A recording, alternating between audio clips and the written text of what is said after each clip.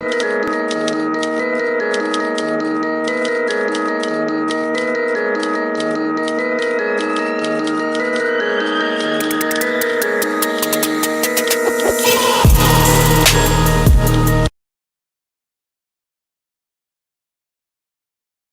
New York, with little to indicate.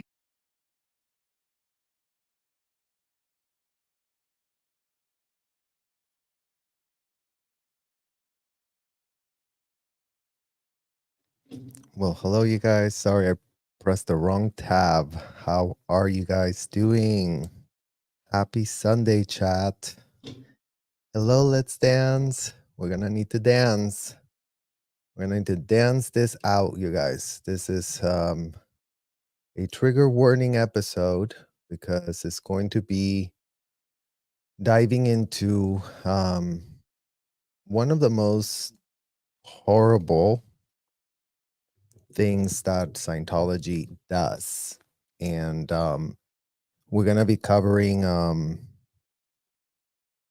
just another day in our chat. So hello, Power Surgers. Thank you so much for holding space with us this afternoon, this Sunday, this holy day. We're praying. We're praying for change. We're praying for safety.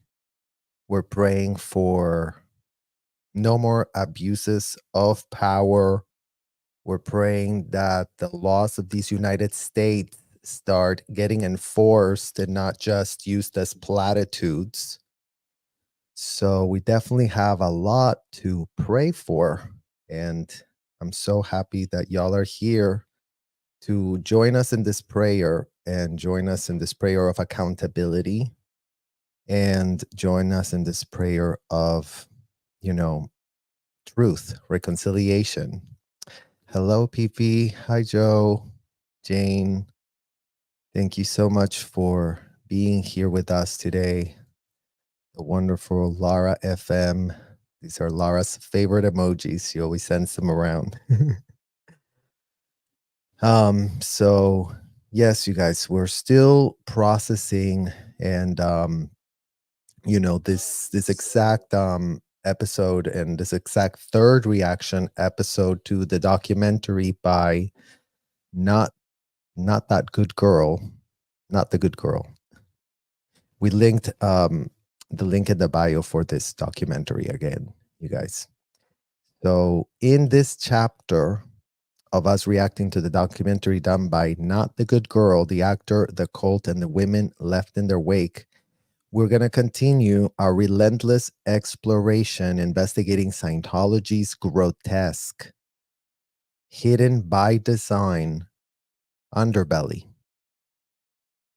This time we are going to plunge headfirst into the cesspool of their vile doctrine, fair game, reacting to the context of its origins and how it's just been allowed to be continuously used. Continuously used. Imagine they've already been indicted and convicted for criminal acts stemming from them using this type of methodology.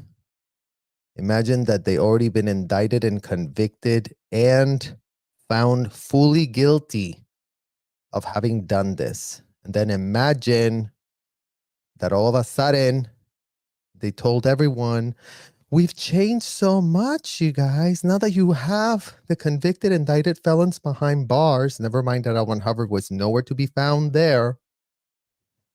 We really have changed in Scientology. We really have changed our ways. But did y'all really change your ways, Mike Rinder? Or did y'all just come up with a different name for the office? Because we would really like to understand that right about now.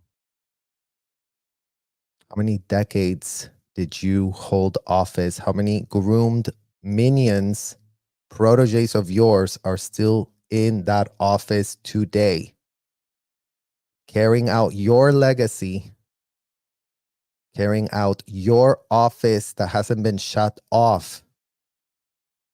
Imagine you were the architect of that office. I mean, yes, with the blueprint of L1 Hubbard's GO, mind you, You might have not come up with every last shred of idea, but you've held that office more than anyone else on the public record. Imagine that, you guys.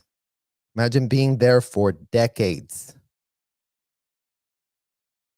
Decades of fair gaming others. Decades of figuring out what and how to destroy people's lives with impunity.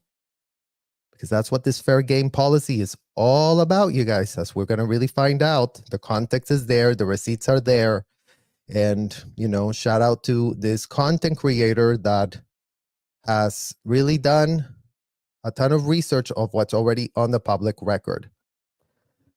So, crafted by the convicted felon L. Ron Hubbard, this morally bereft policy has given Hubbard's radicalized extremist Scientology adult proteges carte blanche to unleash ruthless aggression, particularly against those brave enough to expose its grim realities and its lawless empire of felony, ridden, systemic laundering of felonies for profit or cash. Tell us your felony. Here's a minor. Tell him the felony. Put him on the machine. Needle floated. Get cash. Get cash. Get cash. More cash. Tell the IRS to, forgive you that on the taxes. Imagine that these people can just go, here's a felony, IRS. Can you reward me now with a little tax write-off? Can you just take it off my bill? Because you know what? In that hotel, for all manner of packages that they do take upon themselves to sell to people, they get all manner of deals inside of those hotels, you guys. So contrary to popular belief, everyone needs to be rescued, you guys. We really need to go and rescue everyone. And I want you all to just think about one thing. And if anybody can come up with an actual answer to this scenario, imagine that we do have in Los Angeles, and I don't know if y'all have been to Los Angeles or heard about Los Angeles, but we do have a place in downtown, you guys, that's called Skid Row. So if you haven't heard about Skid Row in downtown Los Angeles, it's populated by, a lot of homeless people. And obviously, drug addiction is highly prevalent. And imagine that right now we're saying, imagine that Skid Row is really pretty much filled with adults. I've never really seen any underage kid there. Anyone that I've ever seen there myself personally has been adults. So imagine that those adults are, addicted to crack, addicted to fentanyl, addicted to heroin, whatever it's getting them off. But imagine that these people at Skid Row would just be grabbing their kids and then also forcing them to take the crack, forcing the kids to them take the fentanyl.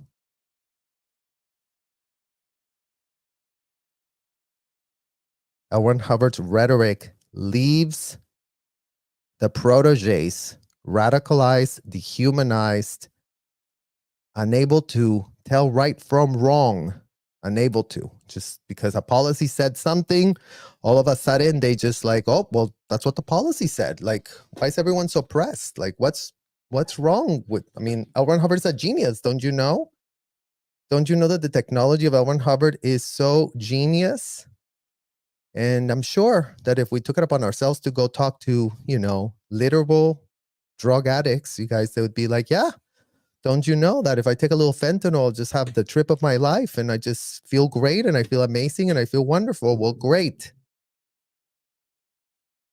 Great. I'm glad you love fentanyl. But if you give it to a child who cannot consent to go on that trip with you, what type of degenerate would a parent that allows their child to be subjected to what they are getting off on, because that's what in the hell it's called. Scientology parents get off on these audits. Scientology parents love the audits, so much so that they go, well, if I love it, I'm sure my kid would love it. I'm doing him such a favor. So that is what in the hell is called being a complete, utterly deluded monster.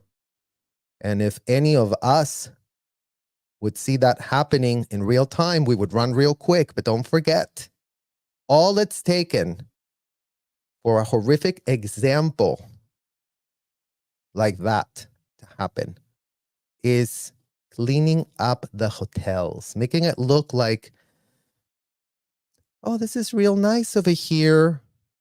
LAPD, oh yeah, come to our reception. Let's really show you the reception. Let's really show you our chapel, which we never use. But, we just have it here so that just in case we can just really, okay, yeah, really come to Sunday service, you guys. Let's do a quick Sunday service. I've told you guys already in my lives before, these people didn't give an F about the Sunday service. You had to go to staff meeting, mandatory. You had to go to the graduation, mandatory. But you know where it wasn't mandatory to ever be? You guessed it, Sunday service. And Sunday service got instituted into the hotel where I was staying by Debbie Cook. Soon after, the little IRS came to do a little audit.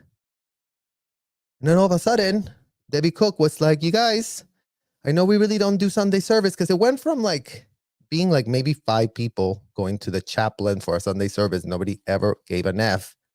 To then, oh no, we're going to do it in the auditorium. Call all the public, you guys. Tell them in Clearwater they really want to come to Sunday service. We're going to give you free audits, free group audits. And thanks to Reckless Ben, y'all already know what a group audit is, because he did go to one of these Sunday services where they tell people, look at a wall, look at a chair, tell them that you're here, tell them that you're there. And everyone's just like, oh, this is so great. And again, you guys, shout out to this generation that can see through the complete and utter pathetic pitch. Because you know what? Reckless Ben was not buying the disgusting pitch. He literally was like, this is bizarre AF. What in the hell are we doing talking about a table and this and that? And, and seeing the adults that are really into it. Because again, you guys, the adults, I know y'all want to go in there and save everyone and be real empathetic about everything, but you also have to be realistic about the facts. And the facts that you cannot grab adults that are literally sinking in the ocean. If they don't move, they're dead weight. And anybody who tries to reach out and help just gets pulled down with them, because there is no floating when you don't move your legs in this sinking ship of corruption, dysfunction, delusion, power trips. The nuclei of the rhetoric is a completely unhinged power trip, a completely unhinged delusion of grandeur that you really are the superior race at a level that is, literally only comparable to what I can think of as the Nazis in Germany. And what happened to them? Did they end up with any humanity?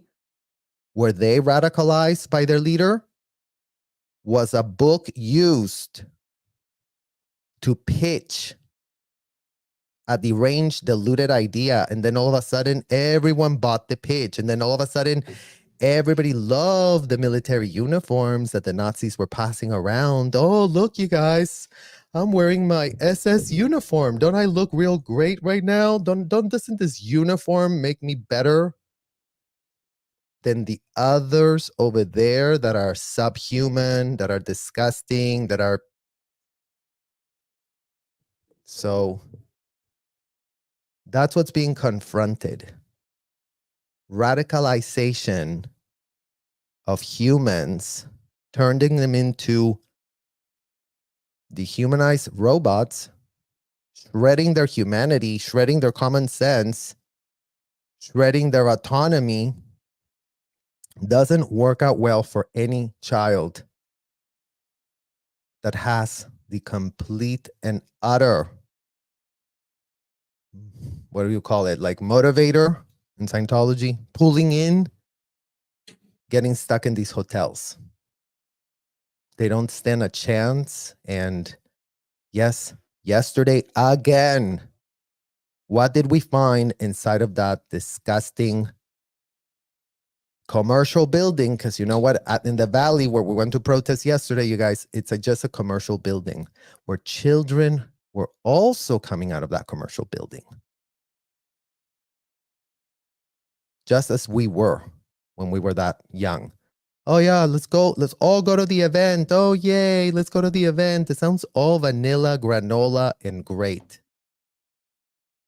But that's how they start getting you groomed to see, okay, this is what we do. This is what we're all about. The adults act all hyped up. Aren't we so special? And all they do is listen to people, very similar to the Führer. Oh, isn't Hitler just so inspiring? And yes, they have their little speakers there. Oh, we alone have the solution to mankind. And all those disgusting protesters outside don't know what in the hell they're doing. Let's get more reinforcement from the LAPD to come and defend these disgusting establishments. So that's literally where we are with that. So kids could not be more implicated and exposed as we speak, because nothing changes if nothing changes. And so far, y'all want to know the bad news? Nothing has changed. There's not a shred of guardrails that's been put there to safeguard kids getting exposed to disgusting audits, indefensible ethics handlings, and just disgusting, grotesque grooming courses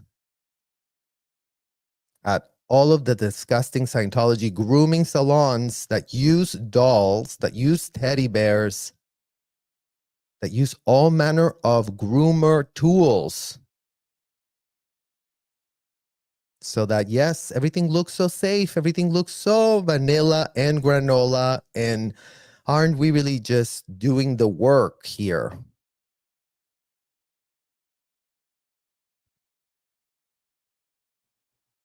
Scientology adult proteges use carte blanche to unleash ruthless aggression, particularly against those brave enough to expose its grim realities and its lawless empire of felony ridden systemic laundering of felonies for profit, all thanks to the IRS. So this time our scrutiny shifts pointedly to John Travolta, a towering figure within Scientology hotel culture of indefensible power trips and reckless disregard of the law, despite having the top attorneys of this country being paid hefty retainers. None of them appear to be able to rein their clients in. Imagine that. Imagine you're a highly so-called respected attorney of the United States. Imagine you take an oath. Imagine you have a supposed state bar association in California that could not give any shred of a literal single F to rein in their people, the lawyers, to hold them accountable if they're just lying through their teeth. And we would know those lawyers are lying through their literal MF teeths, you guys. Why? Because we were there. And why? Because the lawyers were not there. The lawyers just got told by OSA what happened. The lawyers just got told what it was. And just like that, just type whatever. Oh yeah, everything is completely within the law in those hotels. Everything is being done so per the law inside of the hotels. Keep sending the cash and everything is being done lawfully. It's all we have for ourselves. because we aren't children anymore, Robert E. Mangle. How stupid can you be to think that we were going to remain kids now that we are in adult bodies? How stupid can you possibly be, Robert E. Mangle? Apparently extremely stupid. We are going to be questioning how such stature John Travolta unabashedly throws his weight behind an organization infamous for its systemic abuse, coercion, and the shameless exploitation of minors within its sprawling hotel empire. Multi-million. So all these people have buildings and hotels. That's all it is. Literally all it is.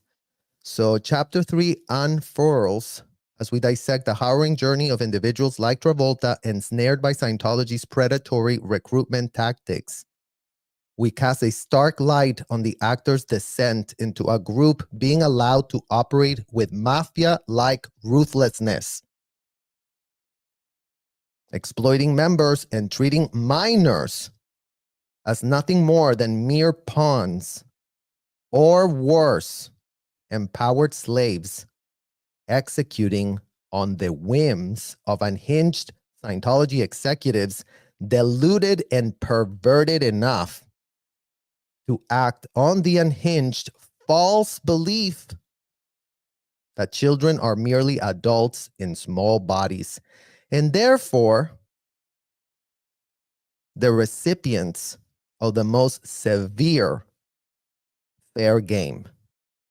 So breaking news, you guys, breaking the news. Children are the fair game of Scientology. And yes, reporters also get harassed. And yes, anyone else that speaks out that's an adult against these people has also been harassed. But that's all external. And that's all mostly been done to adults that leave. And that's the part that's been the most scrutinized out of all of these hotels operations. But nobody ever talks about the fair gaming going inside of the hotel, where children are literal sitting ducks. And these big ducks just have their way with them. That's what in the hell it's called. They just help themselves to the fact that, yes, every single parent inside of those hotels thinks it's a great idea to expose their kids to these courses so they really do learn with a little doll. Here, just drill it with a doll. Have you ever stolen an apple? Drill that with a doll. Have you ever stolen an apple? Get really used to it. Speaking with BS term. Have you ever stolen an apple? Have you ever stolen a banana? Have you ever stolen? They're not talking about any real things when they're grooming these kids, you guys. At first, it's all just apples, pears, peaches. Here's a little doll. Here's a little clay demo. All of that happens before you get locked up. And then there is no doll, there is no clay demo, and there is no saying no. That is fair game. That is fair game. Those kids cannot say no, cannot impose a single shred of boundary between them and the adult, locking them up, bondaging them. Hold these little cans that you guys saw from Liz Gale, the tiny little cans.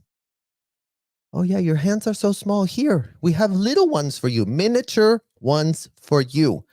Don't move your hands. Don't move whatsoever. You cannot even go like this with your hand because then the needle goes like that. What are you doing? Hold the can still. That is called bondage.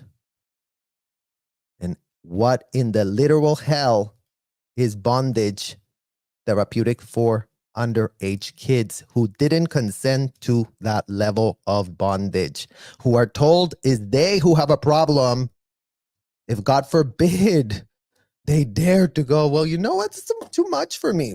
What?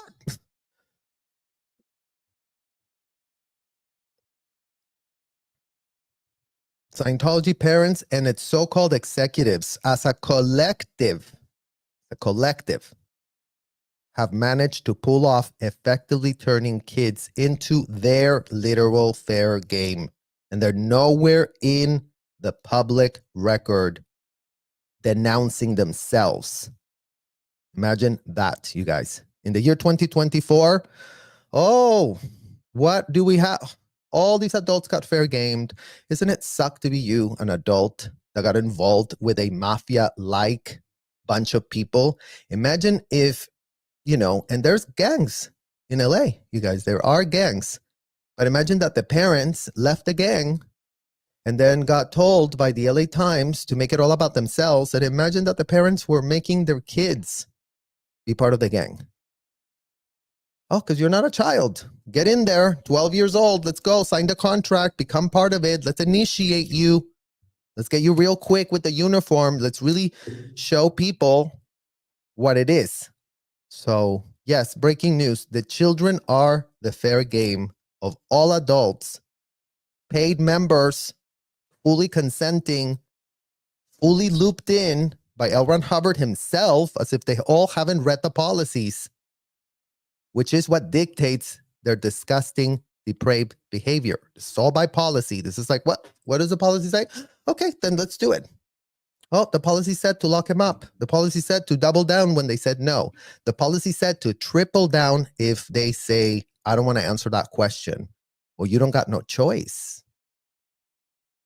You don't got no choice. You're in session. You better actually confess. You better actually tell us what in the hell's going on, or you ain't living this literal hotel room. We're going to keep you here as long as we need.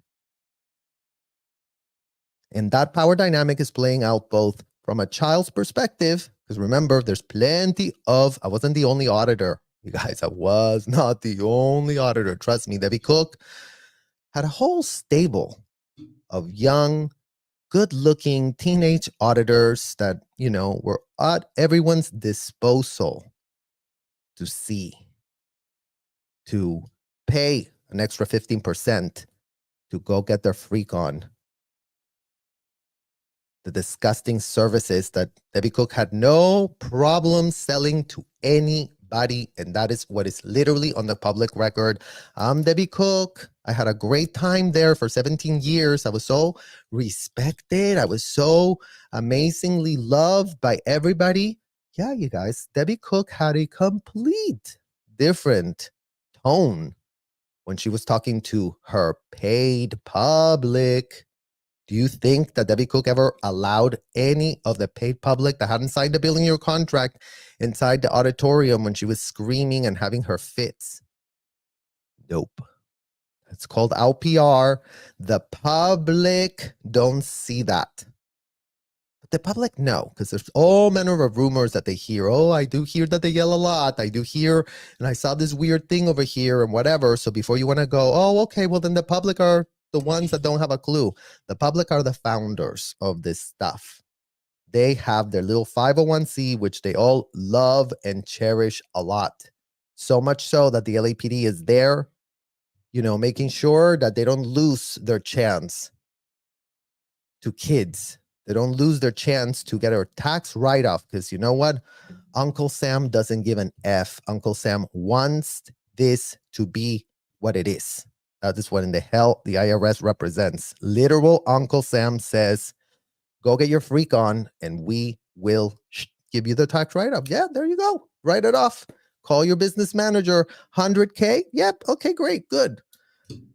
Yay, I'm winning. I'm winning a lot.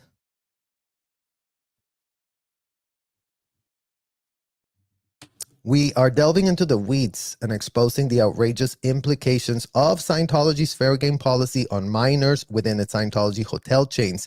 And we confront the disturbing reality that the legal system appears either indifferent or, in an alarming instance like the LAPD, The Clearwater Police Department, complicit in full-blown silence and defending, super comfortable defending establishments that operate recklessly, lawlessly, and without a shred of legal oversight. Not a shred of legal oversight inside of those hotels, you guys. They don't go inside the hotels. The attorneys don't go in there. Except if Monique Yingling did take it upon herself to come when Lisa McPherson was shh. So imagine that, Lisa McPherson's literal brick gets vandalized all the time. And Monique Yingling was very pressed to come, as if I didn't see you at the CV getting your food, Monique. We were told, oh, look, that's Monique, the very important woman that allowed us the amazing chance of having our little hotel operation going for ourselves. Like, the adults acted like we wanted it for ourselves. I signed my first Sea Org contract at age 12 with Janet Herring and Debbie Cook. But don't worry, you guys. At 12, they didn't start me in the Sea Org. But at 15, they did. Because for those years between then and then, they were just training me. Oh, take it all the way up to clear search. Let's really get you all the way up to class 4. And now you're a full-blown asset to us. And now my parents couldn't wait to go help L. Ron Hubbard clear the MF planet. Go. Go. It's going to be very, very good. You're going to have a great time there. My parents were ex-Sea Org members, you guys. They left because they couldn't stand it for themselves. And they told me in no uncertain terms that they had no intention of ever being Sea Org members again. And so far, as far as I know, last I knew, 10 years ago, pretty much almost, they're not. They're the paying kind. They'll pay to get service. It's pay to play is what in the hell it's called. These people offer a pay to play. Here's your invoice. Who do you want? Okay, 15% more if you want to choose Natalie. Great. So let's charge you more, get a bigger tax write-off. And now that child owes you 100 hours inside a hotel room. Pay to MF play. Boldly, we continue to question the complicity of various United States law enforcement agencies, exposing their apparent apathy or worse, collusion in aiding and abetting in the face of the egregious abuses against children that happen in that hotel and that are going utterly unchecked. Because I guess they really go with the policy, ignorance is bliss. I don't know. I just go get paid. I get paid overtime to really go defend the hotels because, and it's not like they were always there, but, now that we know the protesters are coming, let's get more LAPD because, because they want to intimidate us, you guys. And the LAPD does a good job of intimidating. That's a very, very good job, as you guys can see from my last confrontation I had with them yesterday. That they just act like, oh, y'all are just the crazy ones. Like, we're here to protect them.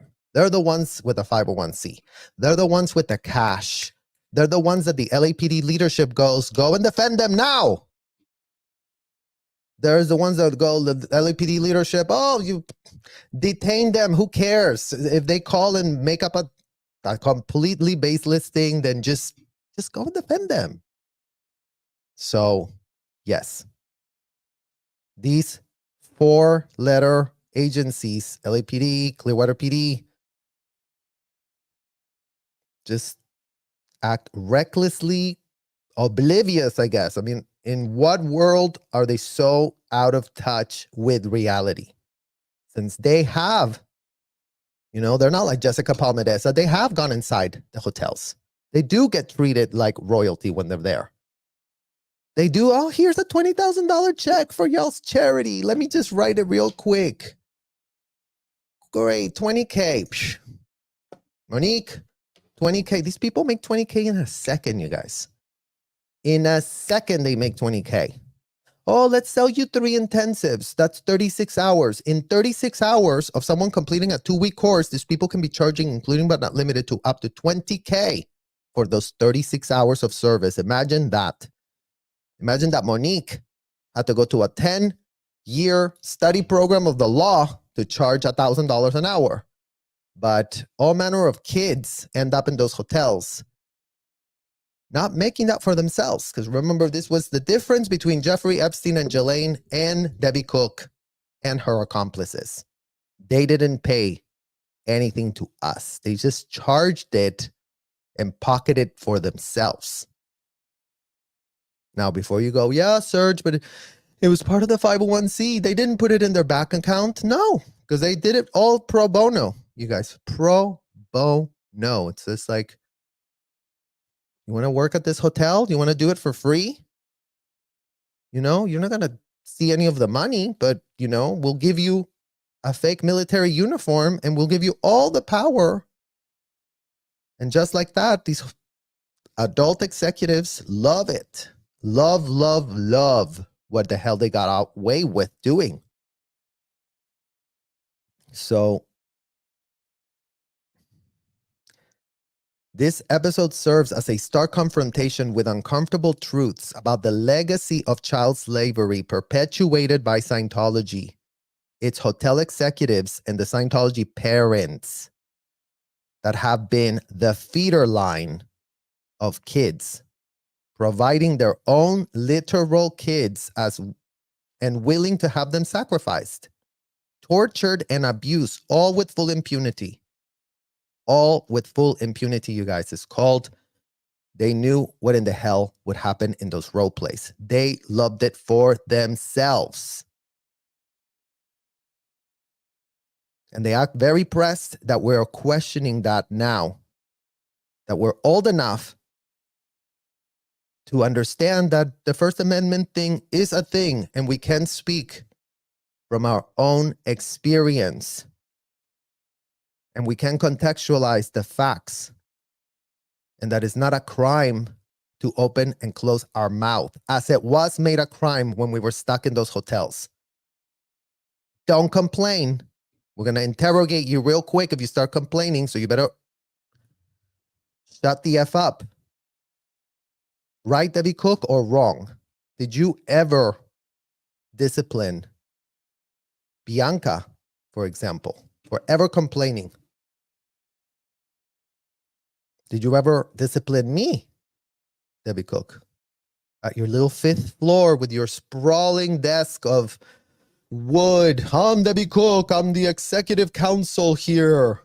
Everybody that's training auditors, come to my office right now. I'm going to read you your riot act. Y'all are not making enough money for me. My valuable service delivery is going to crash. All of you have been deranged and lazy, and you're not producing enough. You're not doing enough. And yeah, that's what it was, you guys. I mean, never mind that we never knew that that's what they were going to do to us. Because again, if you were a public, when I was a public doing the courses, everybody was nice to me. Oh my God, Serge, you're so brilliant. Oh my God, Serge, you're so amazing. You're such a amazing. Oh my God, you're like a prodigy. You're like a golden child. You're 12 and you're an auditor. Everybody pretended I was like a mini celebrity, literally mini. In the hotels, I was mini. Oh, there goes the kid that completed all the courses. They're 12 years old. Oh, yes. It's incredible that 12 years old, they can really just finish all the courses and do everything better than all the adults. Oh, yeah, we have the best of the best. So it demands that our viewers and our community, both of concerned citizens and taxpayers, as all of you are, to actually fully scrutinize the hidden influences that are allowing this travesty to persist. As of this year, 2024, all going on fully unchecked. In a nation that was founded on abolishing slavery, we lay bare how the legacy of Hubbards' radicalized followers has betrayed that very fundamental principle. As adults who were all about consenting being enslaved themselves, all about not wanting to anyone say anything about what they like to do because it's their choice and I'm free and I can do whatever inside of these hotels. But then they went ahead and exposed underage kids incapable to consent to that same literal faith. The era of feigned ignorance has long passed. This is a rallying cry for accountability, a desperate plea for justice, and an urgent demand for the enforcement of the laws meant to shield America's most vulnerable, its kids. And by the way, America, we weren't even y'all's kids. We got imported from other countries, a lot of us. So I guess because we weren't American, we deserved to be enslaved. We deserved to be abused. We deserved to have our passports locked up. We deserved to not go to school. We deserved to just have a 7th grade education. We deserve to literally, all of y'all that do know the Constitution, that do know that child slavery is not allowed. But whatever is really what it is, you guys. This expose lays bare the extent of Scientology's dark legacy, demanding immediate and unyielding action against the systemic abuses it perpetuates to all underage kids getting exposed. Organizations entrenched in racketeering must not operate with impunity, and the RICO Act stands as a potent tool to dismantle such criminal enterprises. Right, Department of Justice, or wrong? Since we are from another country, since we don't have an education, since we only went to 7th grade, since we don't have a shred of a clue what in the hell was being done to us in our entire formative years, please advise. Please literally advise. Organizations entrenched in such lawlessness should be getting reined in. That's why y'all get paid the big bucks to have as many prosecutors as your offices can literally man up. But yet again, you guys, we go to patterns. And what's the pattern of America? To bungle all investigations having to do with systemic, institutionalized child trafficking of minors, as they did with the U.S. gymnastics team, as they did with literally Jeffrey and Ghislaine. So please, by all means, show us the examples where y'all actually do the right thing when it comes to protecting kids. Do enforce the laws. Do use all the powers. Y'all have the powers of the handcuffs, not us. No citizen of this United States can go and touch or do or nothing. All you can do is open and close your mouth. Stay far away from them. We don't even touch them. They come and attack us like they just did with Laura yesterday. So imagine that. The laws designed to protect against organized crime must be enforced, especially when children are the central victims of this disturbing reality. Or not, America. You tell us which one it is. And by all means, please advise immediately, like right the F now.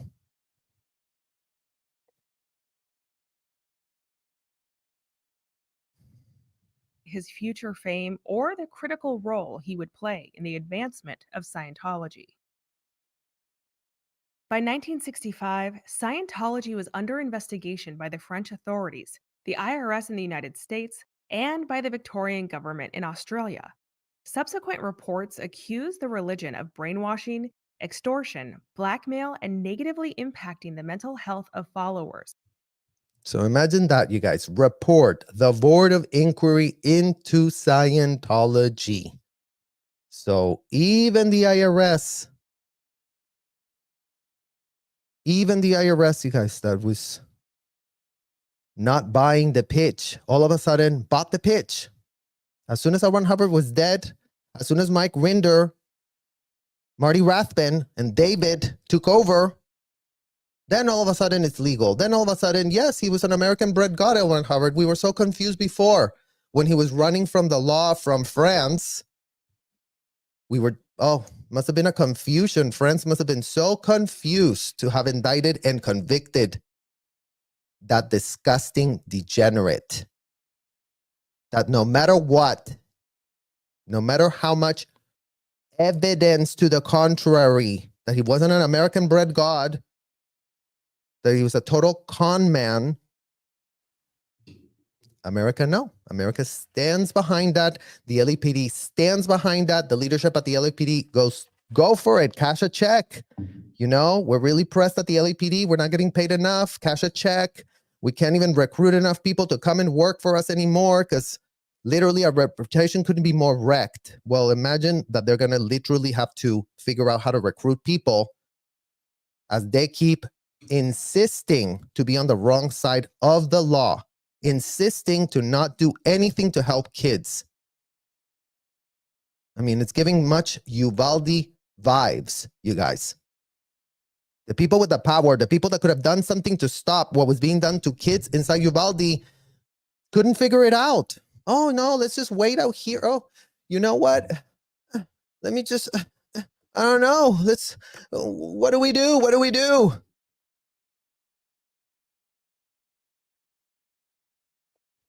So, yeah, when it comes to kids, good luck getting helped from the police. Good MF luck to you. Because you know what? What? 9 out of 10 times they're going to F it up. So why? Why is that the case? LAPD. Why is that the case? FBI. Why is that the case? FDLE. Why? Are y'all not getting paid enough? Are y'all not given powers enough to investigate? It's called investigate. It's called pull the string. It's called find out why this does not make a shred of sense. And if it does make sense, that there's literally this report that, you know, y'all love reading these types of reports, right? Because it's written in your little legalese language, legal schmeagle, this and that, and blah, blah, blah. Well, you know what? This little report here alone would probably be very good if the leadership at the LAPD would just go, let's just go to the OG documents when we were investigating, because turns out that, yes, nothing changed. So all of you idiots that bought the pitch, after 11 people got indicted and convicted for the biggest espionage into Americans' history. Because yes, again, you guys, the only thing these 3- and 4-letter words come to the rescue of is documents. God forbid you touch a fucking paper. My God, you took that paper out of the IRS? Oh no, now we really have to call the DOJ. Oh my God. A box is missing. Yeah. Boxes get more protected than kids' lives in this country. Literally, that's what people are really pressed about in this country. Boxes disappearing from government offices. The examinations of the inner workings of the religion forced Hubbard to move out of his mansion and into hiding. I mean, did you just see that disgusting? I mean, I hadn't even seen this disgusting video of L. Ron Hubbard with his little blondie there, with his little mansion. L. Ron Hubbard, the big influencer, the bit disgusting. I mean, look at this disgusting pig. I mean, in what world is this disgusting degenerate? What America really is pitching to the entire world, America, you exported this disgusting thing to the entire world. You did that. So yes, little L. Ron Hubbard, when he was being investigated by the IRS, when he was actually being scrutinized, before everything got clogged up with BS pitches, sanitizing what in the hell they were doing, crisis managing. This is the only thing these people are good at. Crisis. What's a crisis? What's the perception? How do we change the perception? In reality, this meant And there it is, you guys. I mean, this is where he went floating around the world with minors, as if Shelley Miscavige wasn't there as a 12-year-old in that ship, feeling very special because L. Ron Hubbard really tapped her to be his messenger. So L. Ron Hubbard told her, "You're nothing but an extension of me."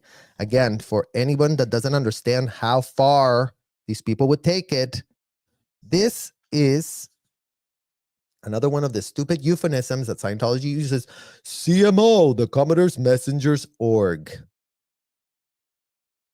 So imagine that all it took is to come up with these 3 letters, and all of a sudden children were told, "You're not a child, you're my emissary." And when adults see you, they're going to pretend that they're talking to me. So 12-year-olds would get told, "Oh, hi, sir. How are you doing, sir?" Why are children being called sir? Leadership of the LAPD. Why? Is that something that all religions do? Children are called sir? Excuse me? Why was Shelley being called sir as a 12-year-old? LAPD leadership. Why did that happen? We'll tell you why did that happen, because y'all, idiots that you were, allowed this disgusting pig to go floating in his ship in international waters, and all of a sudden, oh, he's not in the jurisdiction anymore, you guys. Damn. We missed L. Ron Hubbard when we had a chance. All right, well, have fun trafficking those kids on that ship. Have fun, L. Ron Hubbard. Will never be able to catch up to you, because aren't you so smart? he was living on his ship, the Apollo, in international waters. The Apollo was described as the floating headquarters for Scientology. By 1968, Australia had banned Scientology and labeled it a cult. This created And you guys, I'm just saying this about labeling it a cult means nothing. We've gotten far nowhere by labeling things a cult. What the hell does that mean, a cult? A cult is just a glib euphemism to hide what these people are. Racketeers. It's called racketeers. It's called organized crime. It's called you are engaging in criminal conspiracy as you and other adults sit there having meetings on how you're going to break all the laws. And imagine all it took is for these idiots to put a cross in front of their building, and all of a sudden, all the idiots go, oh, well, paralyzing all their critical thinking skills, paralyzing all the facts, because apparently all it does as soon as you put a cross is stand back and stand down. And we're the ones that were deciding what in the hell goes on in these hotels and commercial buildings. And again, the history, as we just described yesterday in the whole episode, L. Ron Hubbard writing his bullshit pitches about how, well, if only we do this and if only we position it like that, we can make a lot of money because I am completely bankrupt.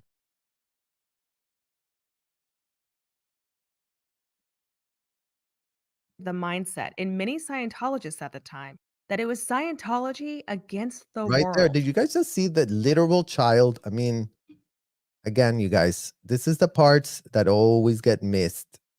And I'm going to have to rewind it and let's just watch it again. I'm going to try to pause it on the child. Impacting the mental health of followers. The examinations of the inner workings of the religion forced Hubbard to move out of his mansion and into hiding. In reality, this meant he was living on his ship, the Apollo, in international waters. The Apollo was described as the floating headquarters for Scientology. By 1968, Australia had banned Scientology and labeled it a cult. This created the mindset in many Scientologists at the time that it was Scientology. There. There it is. Children inside. This was and is a child trafficking, racketeering scheme. Minors were always the ones being fair game, being told they are adults, being told to mingle with random idiots. depraved, disgusting idiots that were not our parents, that had no reason to see our best interest, that had no parental instinct whatsoever. Debbie Cook was the most unhinged, disgusting, depraved, power-tripping woman I ever met in my life. But imagine that my parents were, the woman that didn't allow your grandma to go get her literal tumor checked out on her breast is who we're going to give you to. Here, Debbie Cook. Here's my child. Imagine my mother. You already participated in my own mother dying of breast cancer because you literally didn't give an F. Well, here's my child. Imagine you being that mother that does that. Full knowing. Full knowing. My mother knew. My mother knew exactly who Debbie Cook was. My mother knew exactly what Debbie Cook did and didn't do to help her. Because my mother then took it upon herself when she's like, Mom, they're not letting you go to the doctor. Mom, they're not checking your stuff. Mom. And my grandma was always like, no, well, I don't have a replacement. I'm a supervisor. I have to be here. I can't leave. But Debbie Cook told me that she's going to give me an a PTS interview to find out who doesn't want me to be here that really is making this thing happen for me, because that really is a thing. So imagine all of that info. Both my mother and my father went all the way into my grandma's situationship. And mind you, even that was, what are y'all doing? Y'all public, let us handle this. This is a Sea Org member issue. You're not supposed to know. You're not supposed to talk. My mother went desperately begging rich women, Colombian rich women, saldarriagas, to give her money. Don't you want to help my mom because she does have cancer and Debbie Cook's not giving us the money and we really want to take her to Tijuana to really buy her some stuff there because maybe they'll help her there. So kids are here being fair gamed in this courtroom, already on the public record. This goes far back, as far as it can go. What is the age of this child and what in the literal hell is he doing surrounded by adults? I mean, seriously, you guys, you that work in the education system, by all means, let me know, where else can we find an example where the ratio of adults and children is what you can find in these hotels? And let's be so modest. Let's be so generous. Let's just say, 39% of them are underage and the other are adults. Where is that ratio to be found? In where? In schools? Oh, I thought schools was mostly kids and then some adults. So where else do kids end up surrounded by randoms? Where else? Scientology against the world. Because his headquarters was at sea, this allowed Hubbard to sail away from any one country's jurisdiction when necessary. The ship was staffed by members of a faction of Scientology referred. And I mean, again, the clownery of the uniforms, you guys.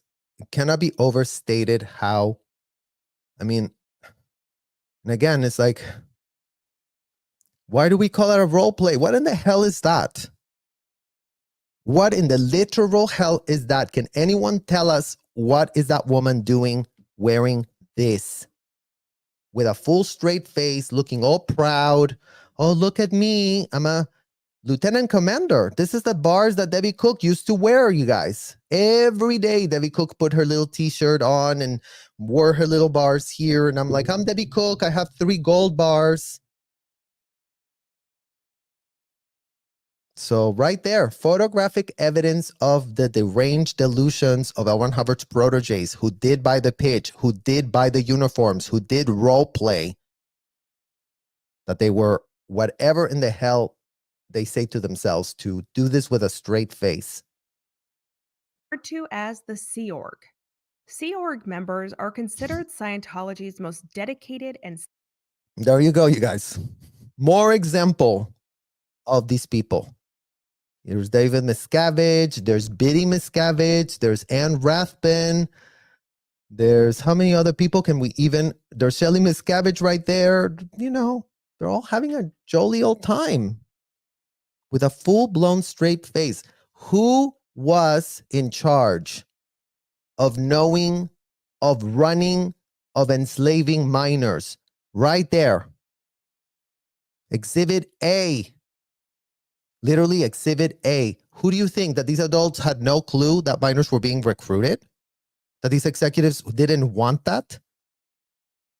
These executives were the benefactors of the slavery right here. Every single one of these executives pictured here is implicated and fully exposed to really buying the pitch that because they got put over here in an org board that L. Ron Hubbard did drum up for himself.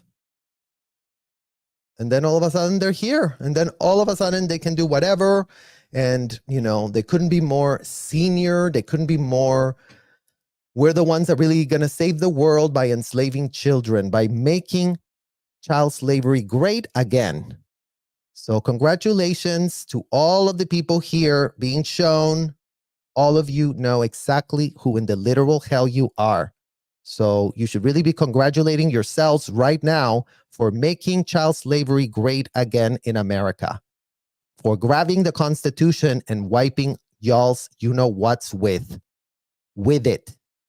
Because all it took is for you to be putting that complete stolen valor uniform. I mean, as if the people that wear these uniforms aren't just role-playing, you guys. They really do have to put their lives on the line if they're floating around doing things to defend this country. But, you know, apparently failed 900 pages of complete horrible military records. L. Ron Hubbard thought to himself, like, well, the military didn't take me, so let me just build my own. And I'm sure I'll find a few deranged MFers that want to wear this shit for themselves. Because they're going to buy the pitch and I'm going to be floating. And, you know, these are the people that put on this uniform after L. Ron Hubbard was already 6 feet underground, dead AF. So this is literally the culture of these deranged people. Role-playing disgusting things. Role-playing that they are saving our world. Senior followers. They present themselves as a Oh, and there. paramilitary. So this guy here, his name is Steven Obrecht. Fun fact, you guys, I was part of this little honor guard. So I was really happy to see this picture. Okay. So this man here, his name is Steven Obrecht. He came from Chile. Isn't that great, you guys? That they just got sent from every last shred of country. Come from Chile, come from Argentina, come from Mexico, come from Switzerland, come from Siberia, come from everywhere. And then, yeah, they had us doing the thing with the thing. We had to stay up till like midnight or 2 o'clock in the morning, parading the flags around. So when the public came to see the graduation, Devico could parade us around with our military ridiculous uniforms. And then everybody was like, oh my God, look how exciting. I mean, it's just pathetic beyond belief when you really think about it, going backwards and going, what in the literal hell was I doing until 2 o'clock holding that stupid flag and really pretending that I was saving a world by being enslaved and getting my passport locked up by that disgusting deranged woman. Military naval group whose sole purpose is to maintain order within the church and protect it from outside influence, such as that from governmental overreach. To become a member of Didn't you guys understand that they really are pressed for governmental overreach?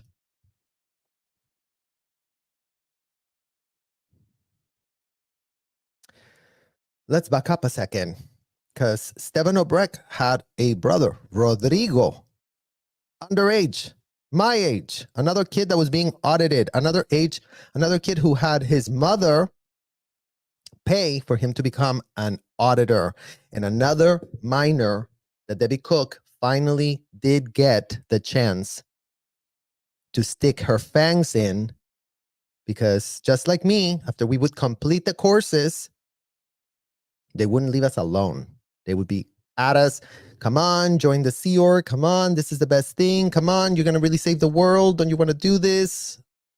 You're going to destroy the world. You're going to choose destroying the world instead of helping the world. So, yeah, these are the people responsible for making sure that there's no governmental overreach. Imagine that these are the clowns that the LAPD is really pressed to not insult. Imagine these are the clowns that sit there 24/7, 365 like robotic ducks, plotting and plotting how to ruin people's lives, how to ruin anyone that has anything real to say about them, because they all keep going, oh, you're being critical, you're the anti-Scientologist. We're the anti-racketeers. So get that through your thick skull and check with your attorneys, the org members. Check with Robert E. Mango what a racketeer is. Check with them. Check with him real quick. Hey, Robert, what does racketeering mean? How could I ever be possibly implicated in racketeering? What does a conspiracy mean? How does it work, Robert E. Mango? How could I gain exposure to racketeering? Because those are the questions that make not a shred of sense. So here it is. Oh, look at this one right here. Oh, let's amplify this here, you guys, because I think this one right here that is in the middle is Pilar Saldarriaga. Pilar Saldarriaga, another unhinged senior of Debbie Cook for years. A woman that was always in CMO. So she loved having her young little proteges for herself in that organization, purporting that she really knew what in the hell she was talking about, that, don't you worry about it. Just like Angie Blankenship, Pilar is no longer in the Sea Org. No longer wanting to do the bidding of L. Ron Hubbard, but nowhere to be found on the public record calling herself out for what she does know she did do inside of those hotels. Of the Sea organization, members had to undergo months of strict training and indoctrination. When they passed the requirements, they spent their days carrying out unpaid labor aboard one of the church ships. So all these cooks, you guys, unpaid. All these foreigners that you see here, they're all foreigners. They're all from different places of the world. So is this not the photograph of what? Is this a religious photograph? We would love to understand how this is a religious photograph. Do y'all see a lot of religion in this photograph right here?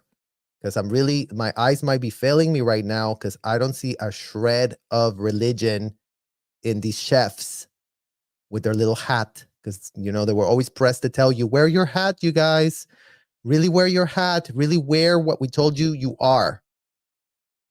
You are this. You have to role play this. Don't come off of the character that we're telling you are.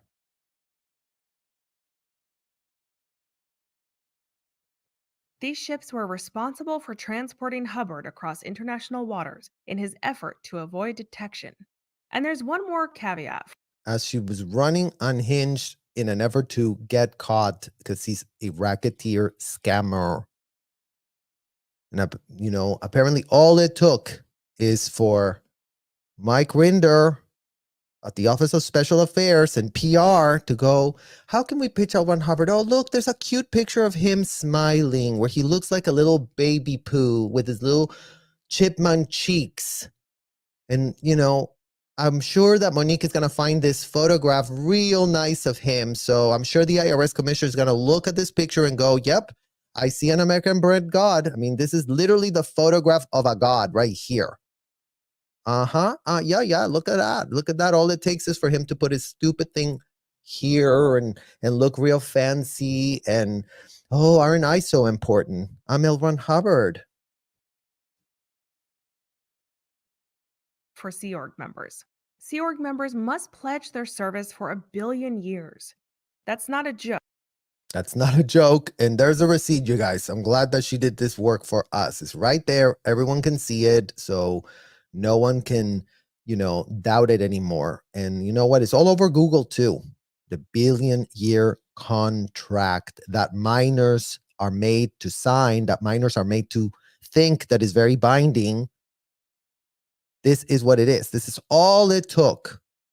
All it took is to do this disgusting document on a piece of paper and then have as many minors as they could sign it. Well, they signed it, 12 years old, but, they signed it. And, it is a legal binding contract because we're in the United States of America where you can sign up to become a slave. And that is very much protected by the First Amendment right. If you are an adult who is begging to be their slave, then yes, Robert E. Mango, nothing to ask you, nothing to say to you. We have no comment on whoever in the hell 21 and up you're getting your hands on.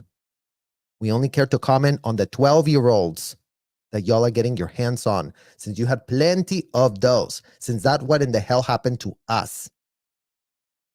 So there's the famous billion-year contract, you guys. I mean, what's so special about this contract? Literally, what in the hell is so special that this piece of paper typed by a convicted indicted felon circumvents the entirety of the Constitution? Joke. They literally mean a billion years. Scientology allows minors to also join the Sea Org. So there you go, you guys. Caught red-handed L. Ron Hubbard putting that hat on a child. Because, yes, our parents would see this and go, oh, look at look at LRH. They would never want to call him L. Ron Hubbard. They would, oh, look, LRH. Aw, that little young kid is so fortunate that L. Ron Hubbard touched his hand and put a disgusting clown hat on him. You better believe whoever's kid this was, the parents were gloating about it on the sidelines. So in what world is the law enforcement supposed to be involved when the parents gloat about putting their kids in literal harm's way? Oh, here's a deranged convicted felon. Here you go. Put a hat on my kid. Can't wait to see that photo for myself. Oh, great, you guys. Thus, children sign these billion-year contracts.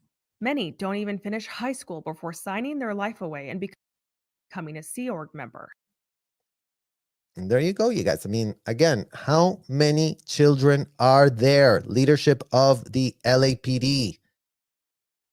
And what are these children being made to do? Oh, glad you asked, LAPD. Glad you asked, because you're finally asking a shred of question. These are all doing the EPF. These are all doing construction work, minimum 8 to 9 hours a day, and then 5 hours of study to get through the courses. So these are the kids. This is the kids force. Child. It's all children. Look at this one. Look at the size of that one. Look at the size of this one. That's what it was, you guys. What do you think made it so normal for us to be hanging out at those hotels thinking we were so cool? Oh my God, our hotel's so cool. There's all these cool kids from all these cool other countries. And aren't we so privileged to be getting abused by Debbie Cook? Because we did. We thought it was a privilege to be abused by that disgusting degenerate.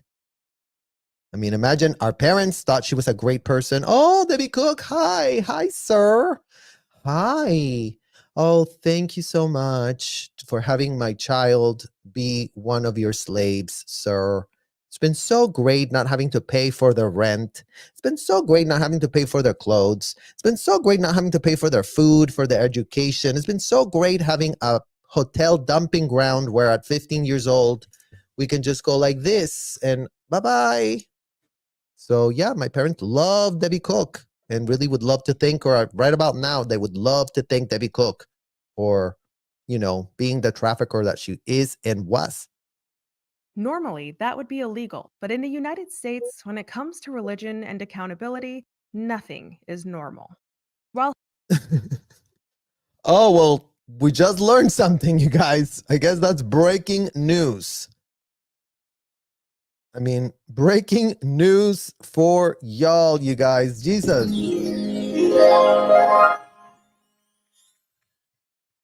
In the United States, when it comes to religion and accountability, nothing is normal. Okay, well, we learn something new every day, apparently, you guys. Apparently, we do. So let's use the word that we learned yesterday to really define what this is giving. Giving appointee. Remember appointee? And if y'all, shout out to the 262 of you that are here with us right now. We were giving everyone a little lesson on this word, you guys, that L Ron Hubbard teaches his proteges and children, including not limited to myself, to go, if something doesn't make sense, it's called appointee. It's called, if it doesn't make sense, pull the string. Why doesn't it make sense? Because why is it that in America, when it comes to religion and accountability, everything is not making a shred of sense? Why? I mean, we don't understand that. We don't know how that's the case. And here, another exhibit of L. Ron Hubbard grabbing the younglings. How old is this girl? How old is she? But I guess, all it took is for them to be singing in their little guitar with their unhinged, disgusting clown, this pathetic fat man with disgusting rotten teeth, that all it took, you guys, is for him to wear a little hat. I mean, literally, this is facts. So, you know what? Hold on, you guys.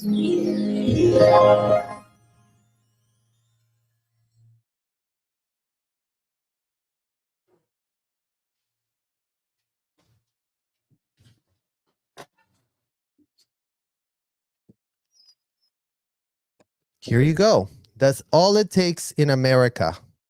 All you got to do.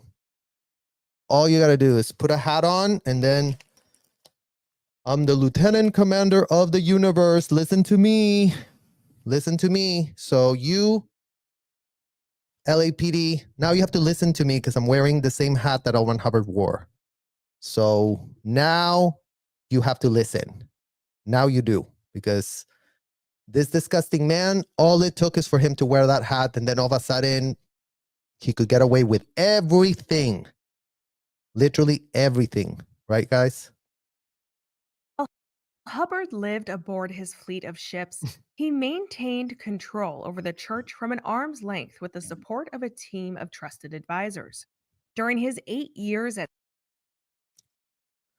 With a supportive team of trusted advisors. What a nice little word this woman used to sanitize willing criminal co-conspirators. I think that trusted advisors does definitely sound better. Imagine that Pablo Escobar could also go, I had a lot of trusted advisors that really did help me to expand my business. Right, guys? Because nothing like a little trusted advisor you can find for yourself. And then all of a sudden, I'm being advised. I really do trust these people to protect me, to hide me, to help me evade justice, to help me literally aiding and abetting obstruction of justice, which is a felony, which people cannot just willy-nilly do. But yeah, he's had a ton of trusted advisors that would do whatever for this disgusting man. I mean, look at his face right here. Look at those teeth.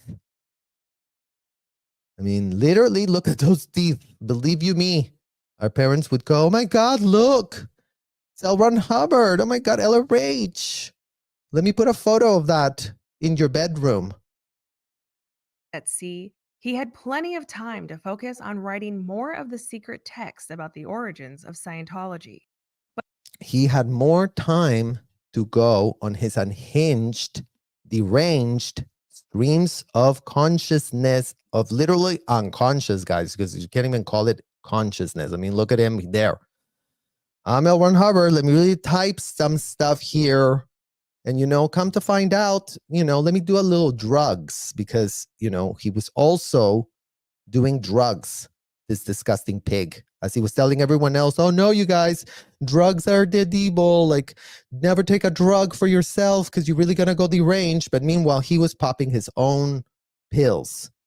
He was on his own drugs. But, everybody thought, oh no, L. Ron Hubbard is very ethical because he told us all not to do drugs. We really have to listen to him because, he had a lot of really great ideas, like don't do drugs, because then he just sat there and typed, Z knew this, Z knew that, blah, blah, blah, all his BS. I really do have a lot of time now that I'm literally being aided and abetted from, not getting served because I'm in international waters. But despite Hubbard's efforts to dodge and downplay the criticisms being thrown at his new religion, there was another wave of legal battles coming his way. Some of the information appeared to be coming from members inside the faith. And so in 1968, Hubbard issued directives to every member of the church that they must cut off all communication with anyone deemed to be a threat to the church. He encouraged members to shun their families if they were not Scientologists, and for employees to leave their workplaces and only work for a Scientologist. He also established an agency within the church which was responsible for public relations and dealing with media attention. With his third wife as head of the Guardian's office, they also began filing lawsuits against anyone who spoke out against the church.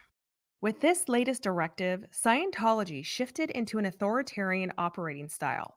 It began to issue directives as to what its members could watch and read, how children were raised. So more examples of children.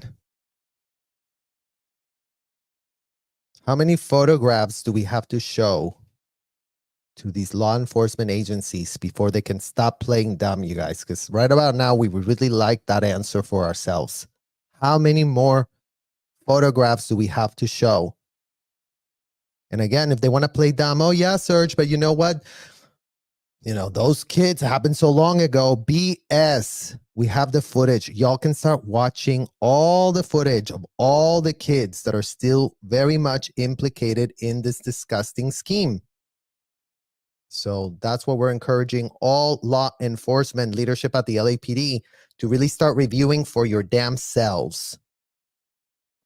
So you can really start making a shred of sense for y'all's style of leadership, for y'all's style of law enforcement, and for y'all literally standing for child trafficking to be fully defended and protected. Imagine that, you guys. In what world are, anybody, I mean, literally, like, even the gangsters, even they have a code that kids are off limits.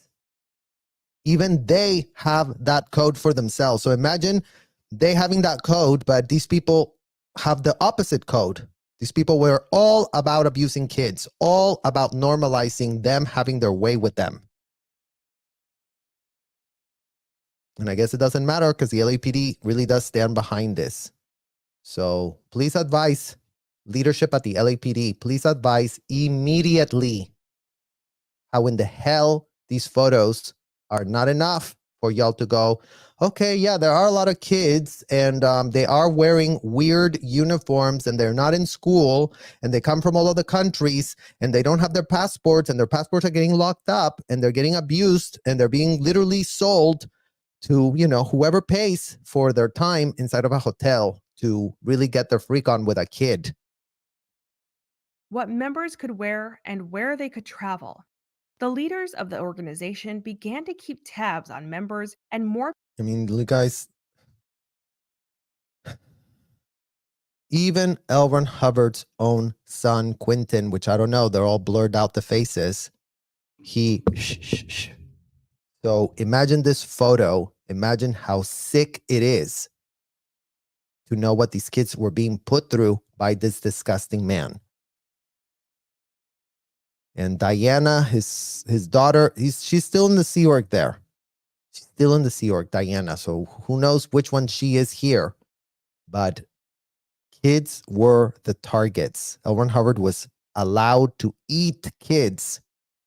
And parents were thrilled for the opportunity to give them the kids. And yeah, whoever wants to be like L. Ron Hubbard, that's where I want my kid to be. More people than ever before were labeled SPs with no explanation as to what they had done to be disconnected. In some instances, family members would arrive home only to find any sign of their partner or parents gone. Church authorities would tell a tale of the terrible things they had done to deserve being disconnected, and they didn't allow any member to question their supreme authority on the matter. The church also set strict requirements for daily studying of Scientology doctrine. No dissent from Hubbard's rules were allowed, and no questions. I mean, you guys, literally, this is so pathetic, this man. Oh yeah, let's really take a picture of me looking at a mountain, looking at a sky. Wear this little stupid hat with my brown shit coat. And then all of a sudden, everyone's going to love me. And all of a sudden, everyone's going to forget that I'm a convicted, indicted felon that's into kids. That's literally what this is giving.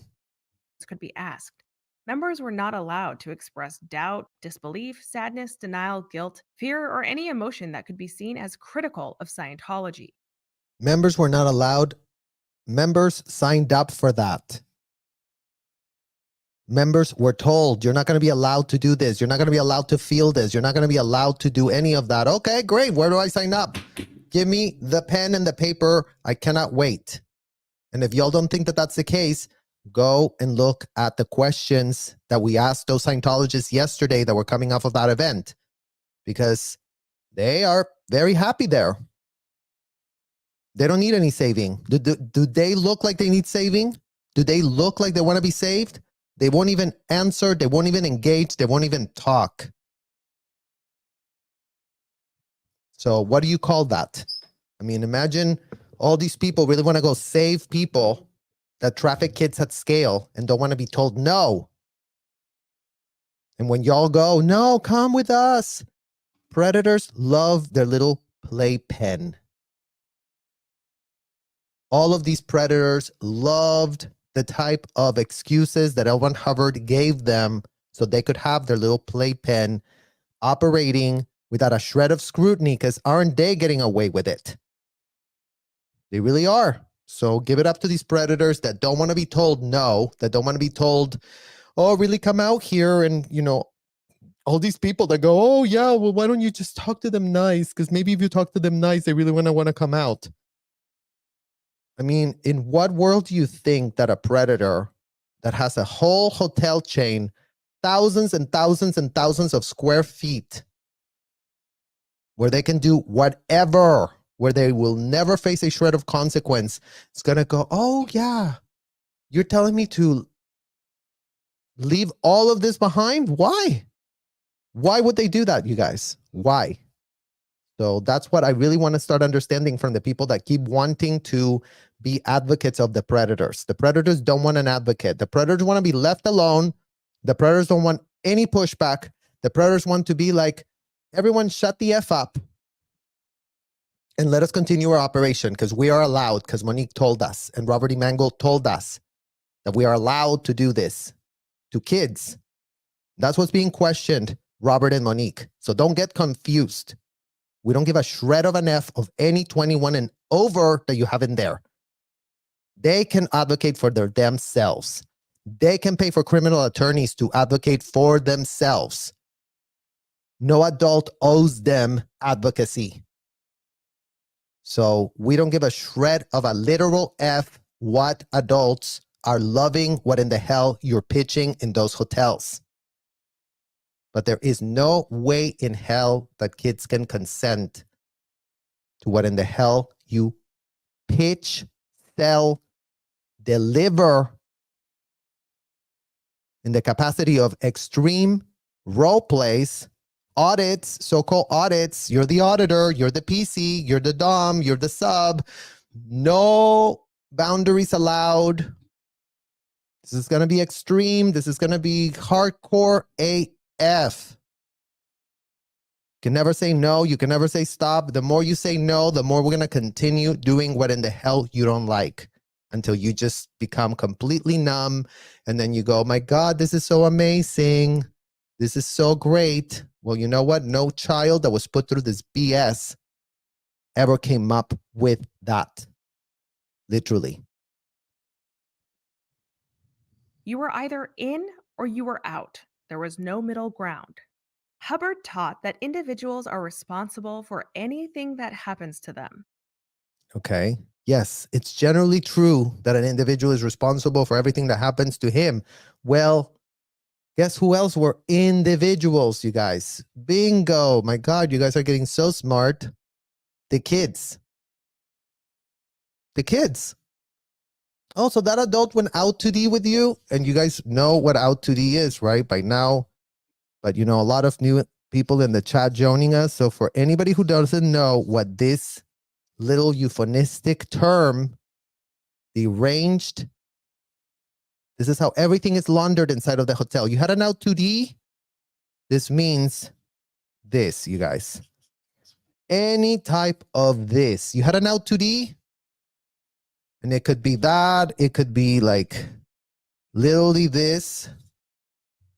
Out to D could be that. Out to D could be this. Out to D could be, you know, just any of those terms that all just got stuck with a label. Oh, out to D. Go handle it. Go handle your out to D. Handle is the word that was being used. And children were told, if an out to D happened, go find out another time that you did something in another lifetime that made you have an adult assault you. Because it's not the fault of the adult. It's both of them's fault. So don't think that Scientology went easy on adults. They also got interrogated. They also got told that they did something horrendous. They also got told that they couldn't be more out ethics, disgusting, degraded.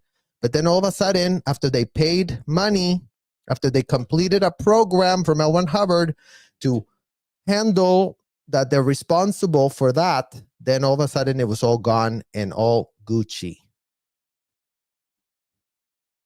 This line of thinking is used by most cults and abusers as it allows for victim blaming.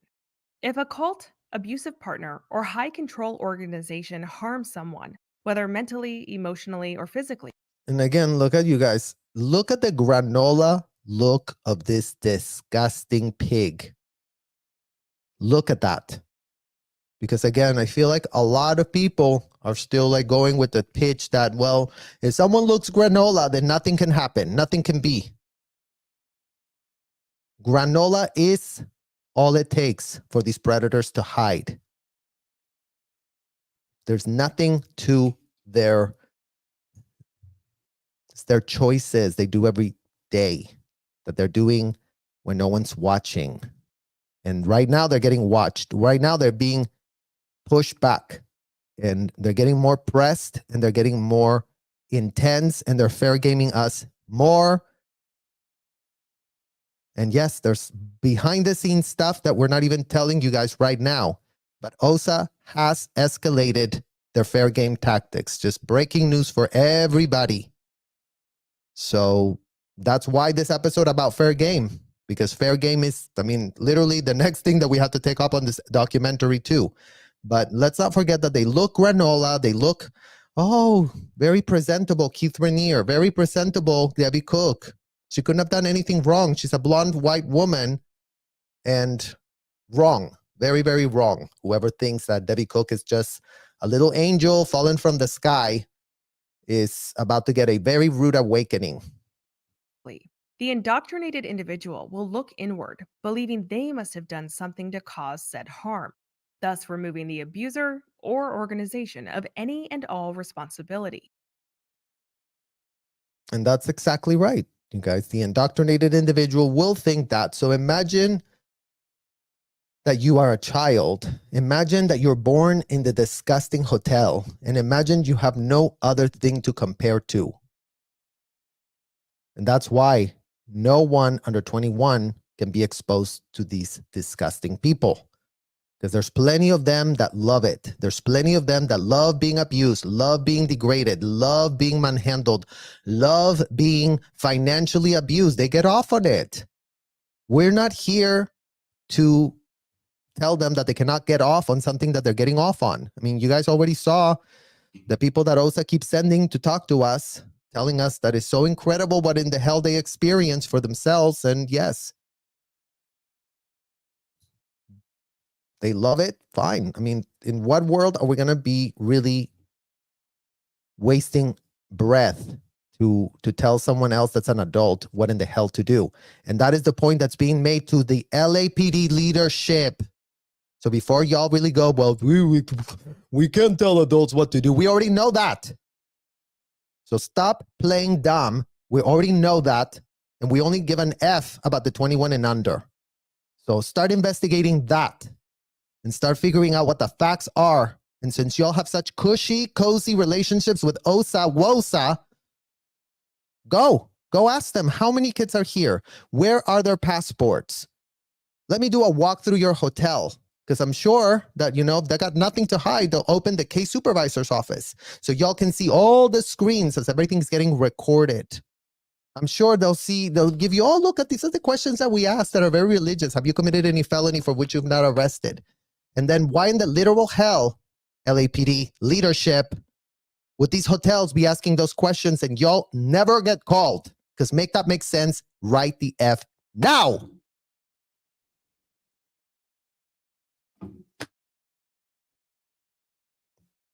How? Literally how? Fake calls. Oh yeah, somebody has a GUN. We were there. But somebody just told us that they literally self-admitted that their daughter and him are having an out 2D. LAPD, literally. No. You don't need us here. Thanks for having a child. Dig that out of that adult. That's what the LAPD is saying. The LAPD leadership wants to outsource. They're literally including but not limited to criminal investigations to underage kids. So yeah, LAPD, wonderful.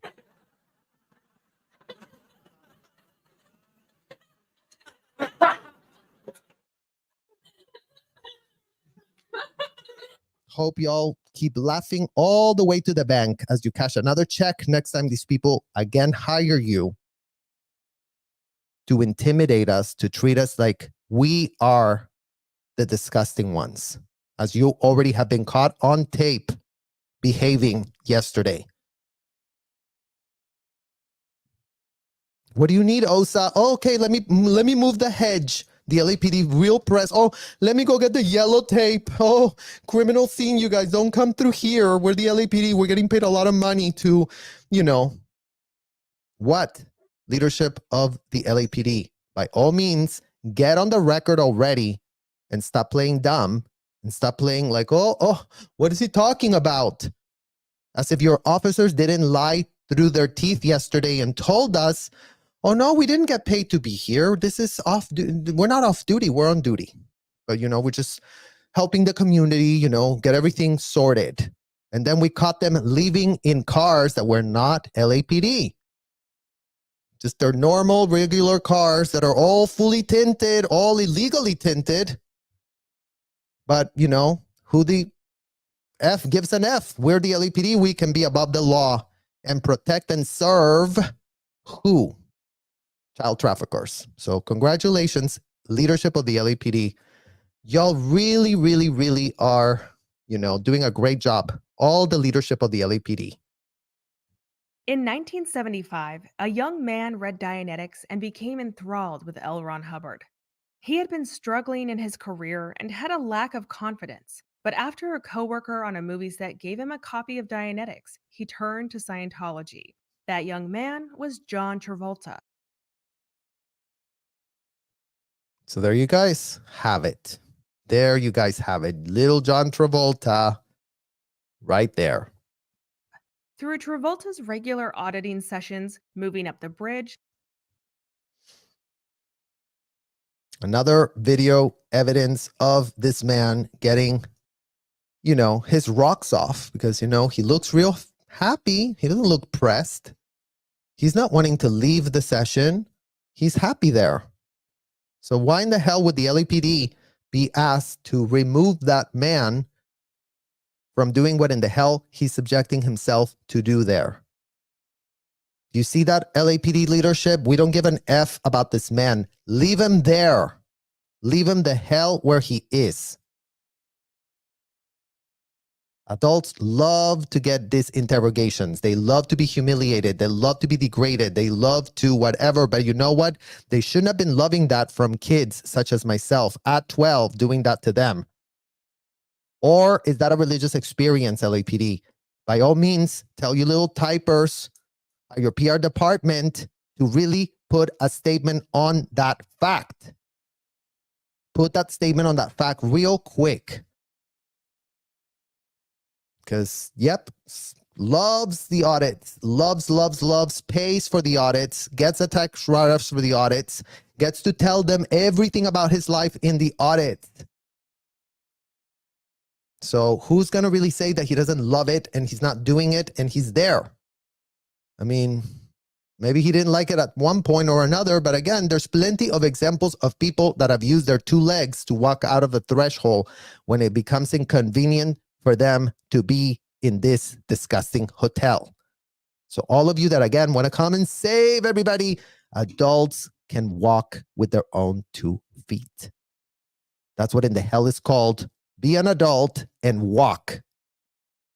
Be an adult and sort it the F out. You don't owe all adults to come and get saved for what in the hell they can consent to be a part of. For when the hell the First Amendment right couldn't be more clear. That, express yourself in whatever in the hell way you want. But it doesn't say go and commit felonies, go and conspire, go and abduct minors, go and lock up their passports, prop up hotels, and then have the minors get implicated and groomed to be doing these services and then charge that up.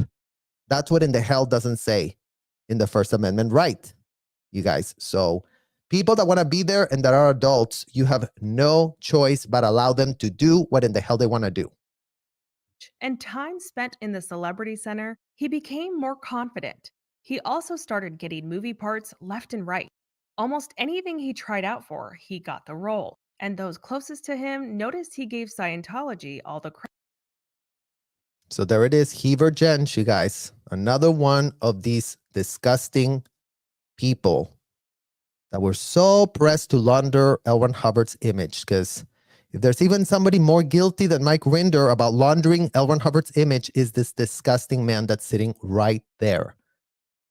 This disgusting man that had his own son, Alex Jensch, inside of a motel, roach-infested motel in Clearwater, Florida. I know Alex Jensch personally. I knew because he already out of here.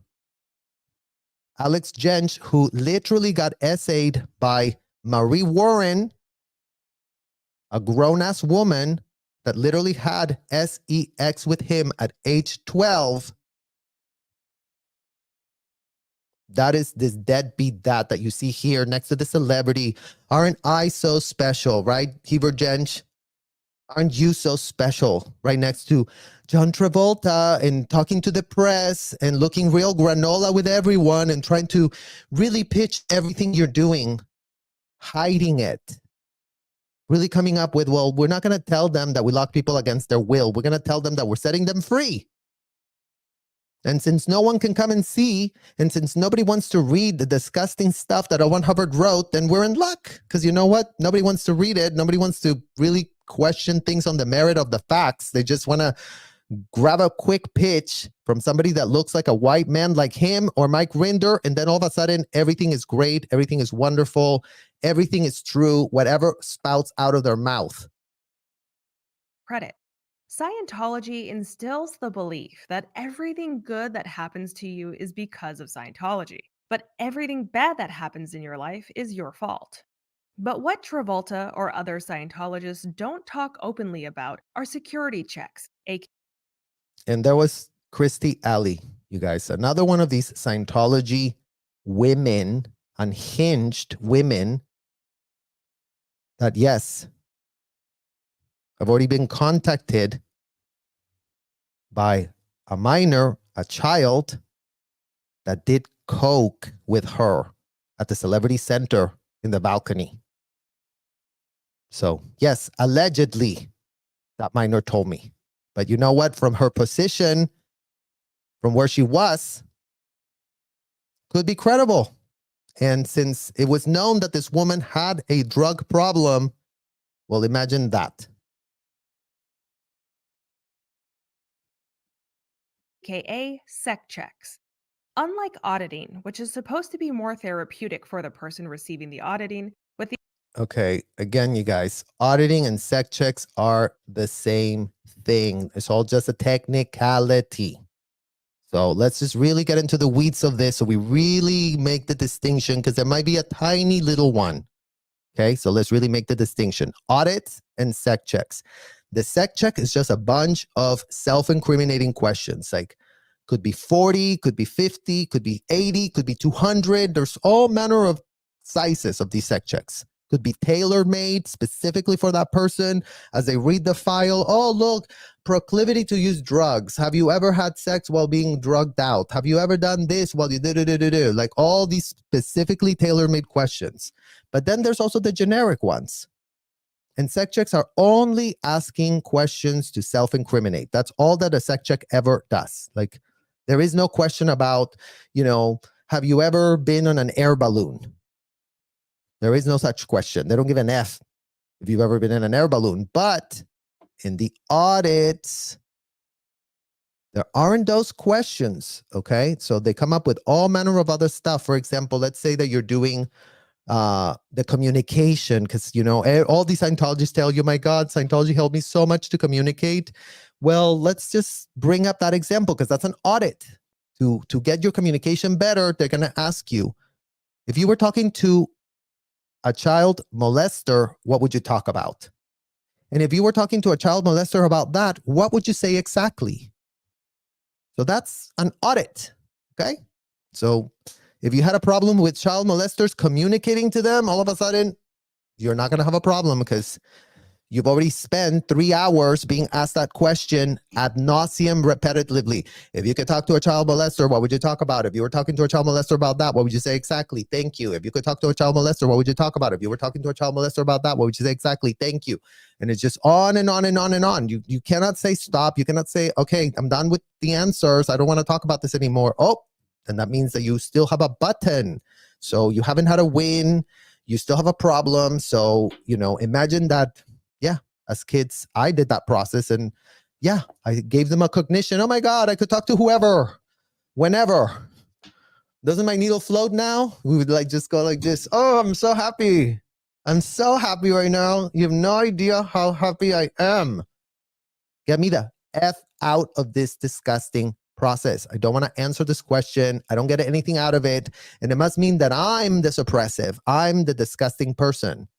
And that is the bottom line. And that is why these processes couldn't be more sick for children, you guys, because there is no common sense being used that the child did not elect to be there. There is no literal thinking that, well, that is just completely not something that any child would even give an F about. I mean, maybe John Travolta really got a lot out of that. We're not here to question his comfort level and his things that he likes to do as an adult. Not here to question that. But as we just put on the community tab, a child growing up with a shameless parent will often become selfless to compensate. So where in the hell do you think happens in these audits with shameless auditors? All the auditors become shameless. It's all part of the design of become like L. Ron Hubbard. L. Ron Hubbard is shameless. You're going to be shameless now.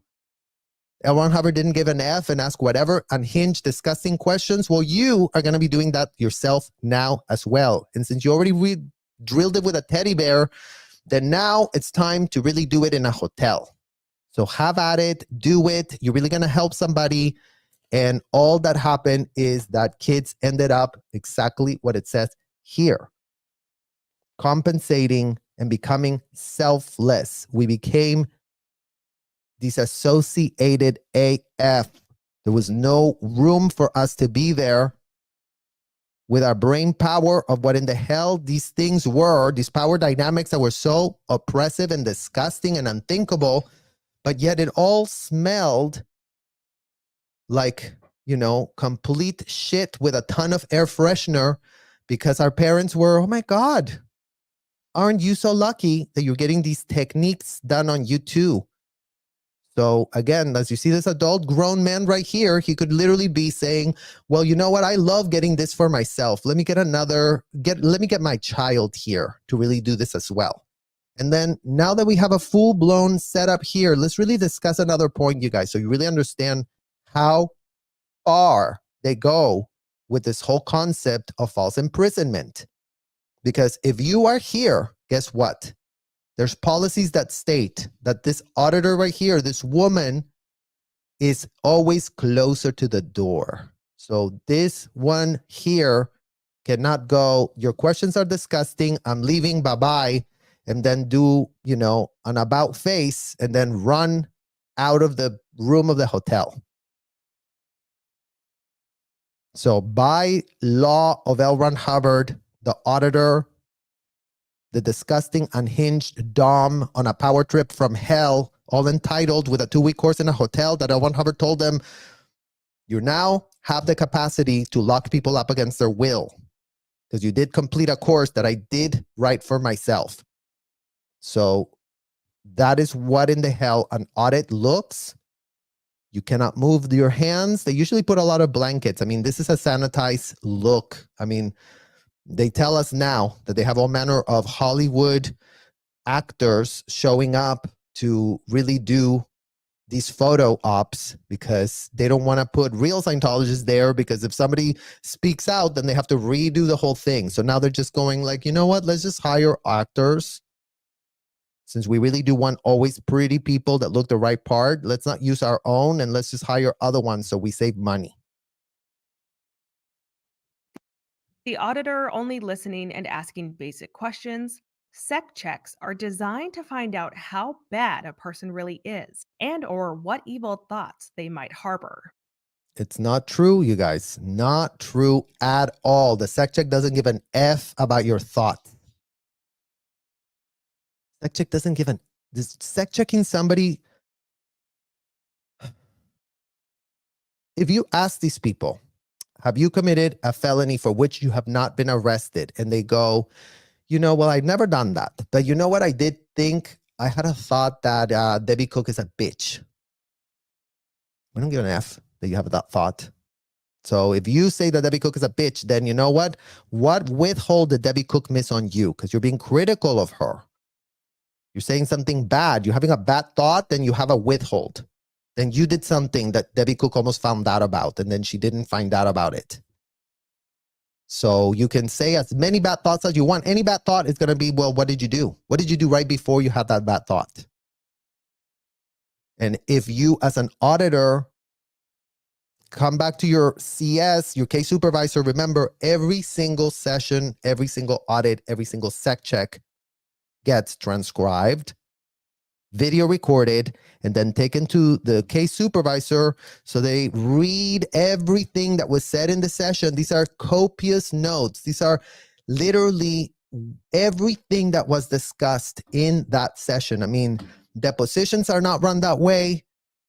Doctors' interviews are not done that way. There is no literal thing. I mean, for us, it was just so normal. You just had to like write down everything, contemporaneous notes. Literally, okay, we asked that question. He said yes. He said no. His needle was dirty. We then had to check for more withholds. Then he made this comment of Debbie Cook being a bitch. So I put it here, Debbie Cook being a bitch, PC being critical of Debbie Cook.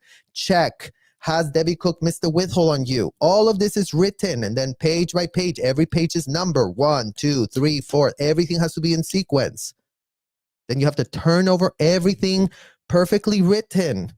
I mean, and y'all have seen my perfect handwriting. Imagine that my worksheets were impeccable. You could read every last word. Tons of people were just complete idiots and just chicken scratch everything, but then they had to finish the session and then go back and read. With read, you cannot, anything you write on a worksheet, you cannot undo, you cannot change, you cannot alter in any way, shape, or form. So whatever happened in the session has to be written exactly how it was. And then you have to go back and with read, clarify the worksheets is what they call it. So if the CS gets your session and they're like, I can't read this chicken scratch handwriting, this is BS. Clarify the worksheets. They send that docket of folders right back to the person, and the auditor has to go, okay, let me grab the red pen. Here I wrote, molestation. Okay, here, molestation, because I chicken scratched that here. Let me really write it very clear so everyone can now read it. Nothing's being hidden. Everything's being done in the complete open. But that's how much complicity, that's how much implication, that's how much full knowing these people are about what in the hell they're doing. So don't buy the pitch that we didn't know. Don't buy the pitch that we had no shred of a clue. They had a shred of clue. If they were L. Ron Hubbard's protege, L. Ron Hubbard told them, be like me. The whole thing was be like L. Ron Hubbard. The church wants to hear your crimes. A crime in Scientology is a serious violation made by a Scientologist. This can be things like prosecuting another Scientologist, not applying Scientology correctly, or speaking ill of a high ranking executive or Sea Org member. Wrong again. Wrong again. A crime is not blabbing your mouth. They don't give an F about you blabbing. They don't give an F. You blabbed, then you need to find out the crime they committed before they've had the critical thought about the high-ranking member. And again, I know where she's going with this whole explanation about a crime can be this and that. Well, you know what? A crime was also seducing a minor.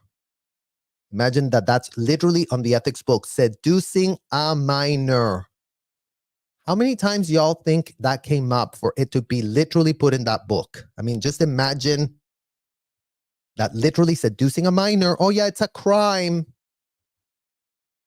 But it's all a BS platitude pitch, you guys, because in what world is seducing a minor being handled in ethics inside of a hotel?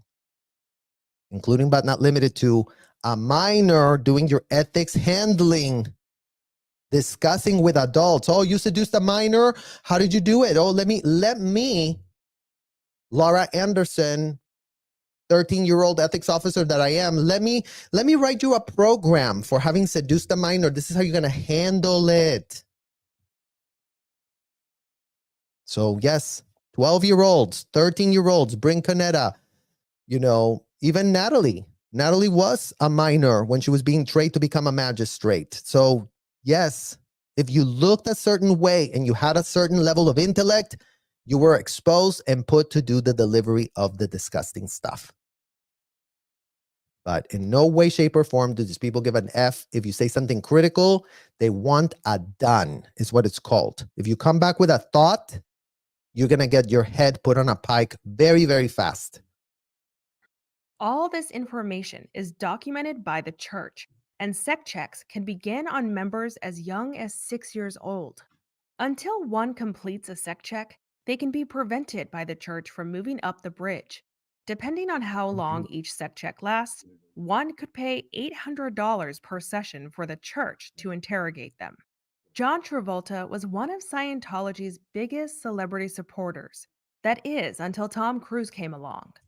But just 1 year after Travolta joined, Scientology. There is, what's his name? Hubbards again. You guys, these people have handlers, is what it's called. Handlers. They're assigned to the person. They're assigned to hear what's going on with them. They're assigned to make sure that they really are happy all the time. Oh, you had a problem, John Travolta? Oh, let's help you handle that. Oh, you're inconvenienced over there, John Travolta? Oh, let's help you handle that. So handlers, they're always with handlers. Whoever in the hell gets assigned to them to be that handler. Katie Holmes had Jessica Feshbach. This man has this Heber Jensch. Tom Cruise was given Marty Rathbun. Lisa Marie Presley was given Elsie Tucker. Elsie Tucker Ben Ryan, another RTC rep. So all the RTC reps are the ones that get time, face time with the big celebrities. The peons at the bottom, only under certain circumstances. Only like, okay, well, we'll have them do this part. You know, Serge, we'll have you supervise Lisa Marie Presley on her solo course. And for those who haven't seen that video, I already talked about how Lisa then goes and complains because I flunk her because she's not doing the drill with the doll correctly. And then she goes and tells Elsie Tucker that I flunked her and she was really pressed for being flunked. And usually I wouldn't get in trouble for that because usually if the thing said this and you didn't do this, the supervisor would get their head, whatever. But Lisa had a big attitude for herself. She didn't want to be told that she did anything wrong. So she was real like volatile and explosive. So I didn't last very long doing anything with Lisa because she complained to Elsie Tucker and then she was having me wash dishes and get into an ethics handling because I upset Lisa and I should have done it like this and I need to be corrected. I need to be told to redo some training because I didn't do it right. And again, you guys, like these celebrities are treated as if they're like royal queens and kings and they couldn't be more pathetic or disgusting. She would undergo one of its most heinous scandals of all time. A scandal that involved breaking into a federal courthouse, bomb threats, an FBI investigation, and a giant attempt to ruin a young woman's life.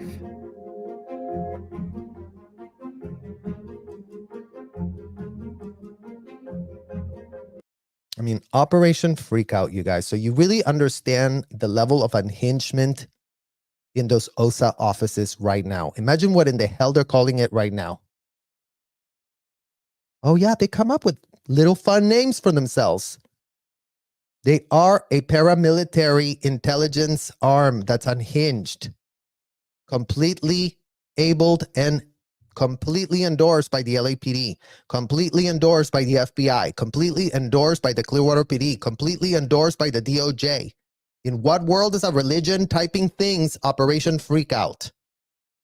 We would love to understand that. Department of Justice of this United States.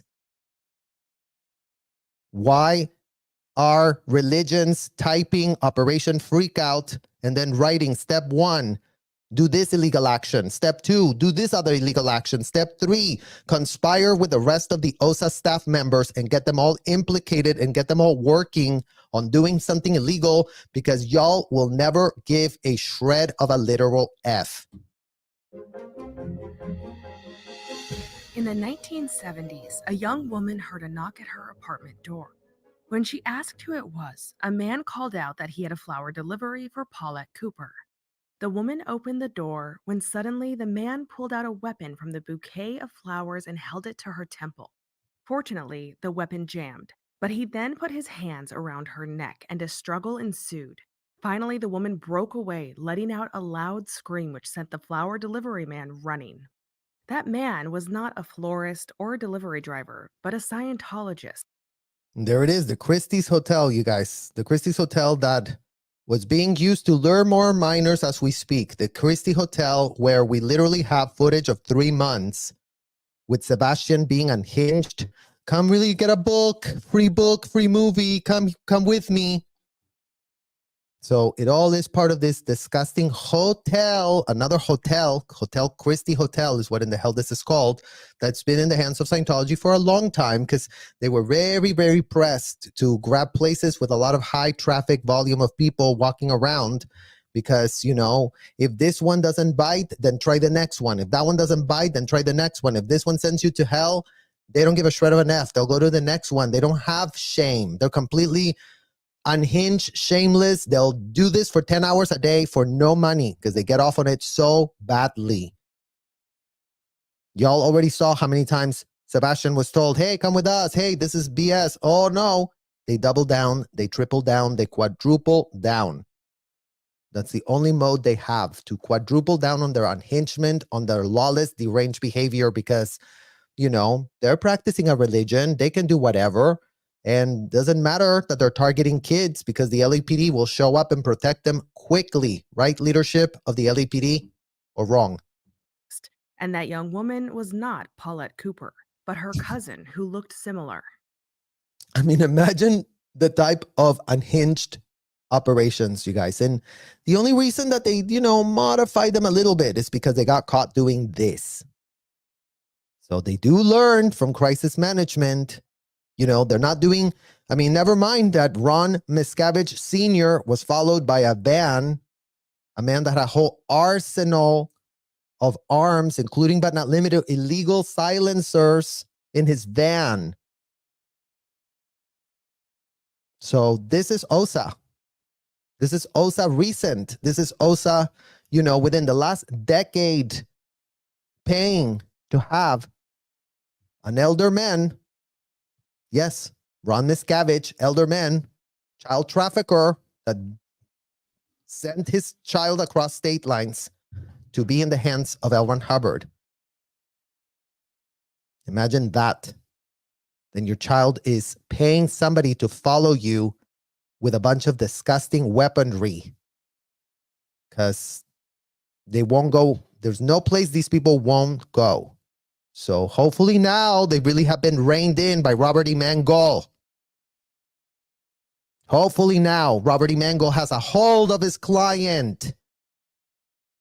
Hopefully Robert E. Mangold is not directing more unhinged fair game operations such as this one, or the one that just happened very, very recently. And y'all can literally, he was interviewed, there's photos, there's video evidence, they're showing everything, because some concerned neighbor said there's a weird car showing up, and that police department, you guys, imagine that.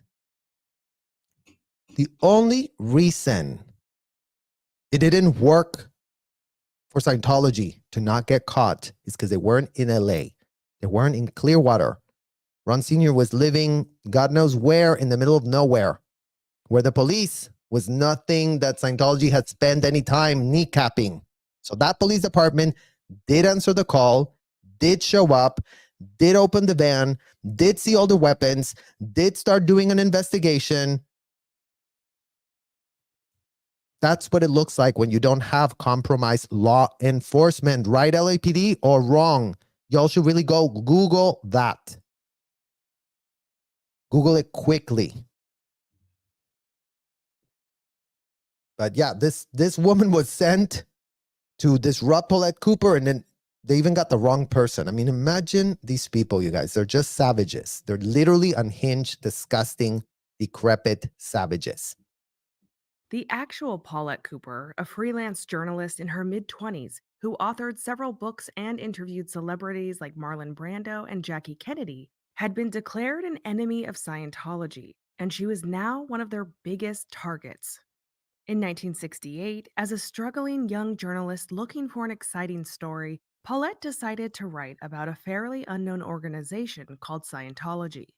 In her article, she claimed their e-meter produced questionable results, that Hubbard lied about his credentials, that Charles Manson had called himself a Scientologist, and that some defectors claimed they had been psychologically damaged by Scientology and financially ripped off and harassed, among other allegations. So yeah, shout out to Charles Manson and all his followers who weren't as lucky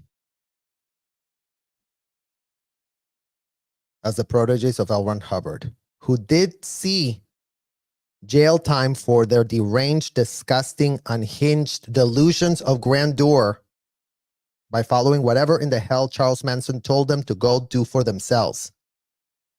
Shout out to them.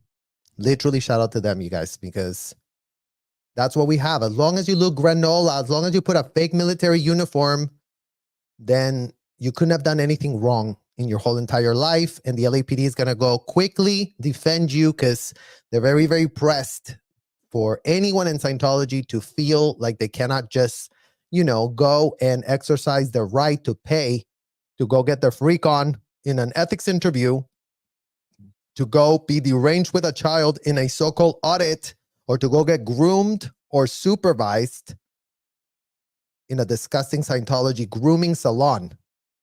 So great one, LAPD leadership. Great one. I mean, y'all are the ones that arrested Charles Manson. Yes or no, leadership of the LAPD? Answer that question. Just literally answer that question. And if you answer yes, then literally please advise. And if you answer no, then you're full of exactly what in the hell we mean. A prestigious English magazine by the name of Harper's Queen published her article. That magazine is known today as Harper's Bazaar. Paulette decided to expand on that article, and in 1971, she published a book titled The Scandal of Scientology. Paulette had no way of knowing that this would cause her world to come crumbling down.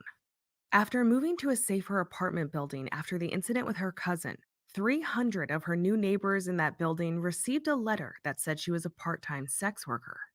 Scientology itself imported her book into foreign countries solely with the intent of suing her in jurisdictions where libel laws were stricter than in the United States. Paulette was sued 19 times by the Church of Scientology. But that wasn't all. Church members also stole her stationery without her knowing. She believes this happened by a man who befriended her and later became her roommate. She would eventually find out he was a Scientologist assigned to keep a daily journal on her activities and behavior. More letters were sent to her friends and family stating she had STDs and molested children.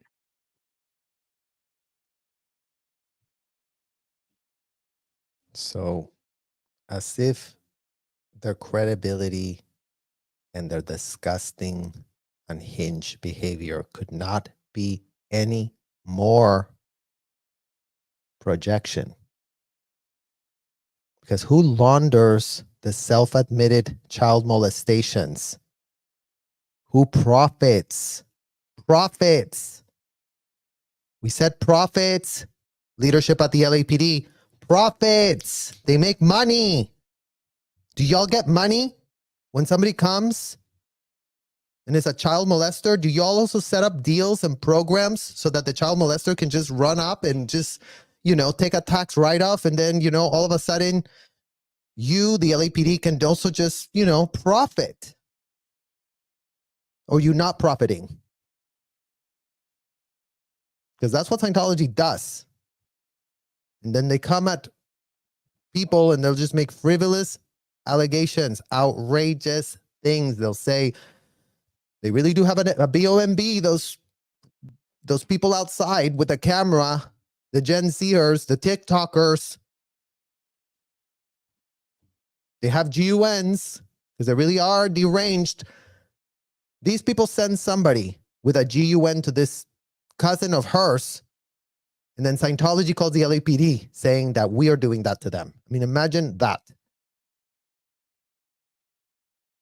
These people literally launder self-admitted felonies for themselves, offer deals for whoever in the hell paid a membership in the side of those hotels, and they'll relieve the guilt of committing a felony. They'll relieve the guilt of having literally admitted that, including but not limited to, like in the case of Miriam Francis, her father had been abusing her on and on and on. And then they all found out, and then they all gave him a program, and then they all said, oh, well, you know what? Don't stay around here. Let's just move you to the UK. That would be a great place for you to go. Okay, bye-bye. See you later. Was the LAPD called for that? Since this happened in Los Angeles? No, LAPD, you idiots never get called for the things that Scientology could be monetizing for themselves. They love it when they find something like that, because then, oh, this is going to be a good week for us inside of the hotel. I mean, imagine Debbie Cook, you guys would go, oh, they confessed to an out-to-D with a minor. We'll sell them a package. Sell them a package. Now our statistics are going to be up. Yay. We're going to all have a day off at the beach on Saturday. I'm Debbie Cook. I'm very upset statistic. I've made a lot of money for David this week, and he's going to love me, and he's going to send me all manner of gifts every time I really do produce a lot. Because again, you guys, if you think Debbie Cook was some stressed out slave at the bottom of a food chain, she wasn't. She was getting little boxes. Oh, here's my little Hermes scarf that I just got. Oh, here's my little Gucci wallet. Or whatever in the hell. Like, they love designer. Oh, here's my Clinique product. They were obsessed with Clinique, you guys, because L. Ron Hubbard told them that they couldn't have a shred of scent to themselves. So Clinique was the only one unscented product. So they were obsessed. Like, that was like, you know, they were like little doggies. Like, oh, here's your little Clinique product because you really did do a lot of things that are horrible this week, Debbie Cook, but let's just reward you. So let's really just understand that there's a pattern here of these people doing these disgusting operation freakouts. And they haven't been reined in and they haven't changed. And we have an outrageous example of that in Ron Miscavige Sr. But we have outrageous things that they're doing as we speak to TikTokers, to people that are exposing them, because that is their MO. Radicalized AF as they are. Oh, the anti-Scientologists, they're really going to ruin the ability for the entire world to be free. I mean, imagine the stupidity of that. It's at the same level of the Charles Manson proteges, you guys. It's like, oh, if we don't go and stick a knife in a pregnant woman, then the world's going to end because helter skelter. See knew, we knew. Whatever in the hell these deluded, infantilized idiots are all about, we don't care to comment. But we are literally exposing, contextualizing, and highlighting how this has been a system for decades, patterns, doing it again. They cannot help themselves. The policies cannot be changed. Not even the midget David Miscavige can say no to L. Ron Hubbard. Imagine that. Not even Robert E. Mangle. Because, you know, he's going to be real pressed to, let's really keep the trademarks. Exactly what L. Ron Hubbard wrote. Man, imagine being the literal attorney of the trademarks of L. Ron Hubbard. And you don't even know what in the hell the writer you represent wrote down. What type of due diligence did you do on that client, Robert E. Mangle, before you said this would be a great thing to really, you know, help put on a lot of trademarks and really protect it, have it very, very protected?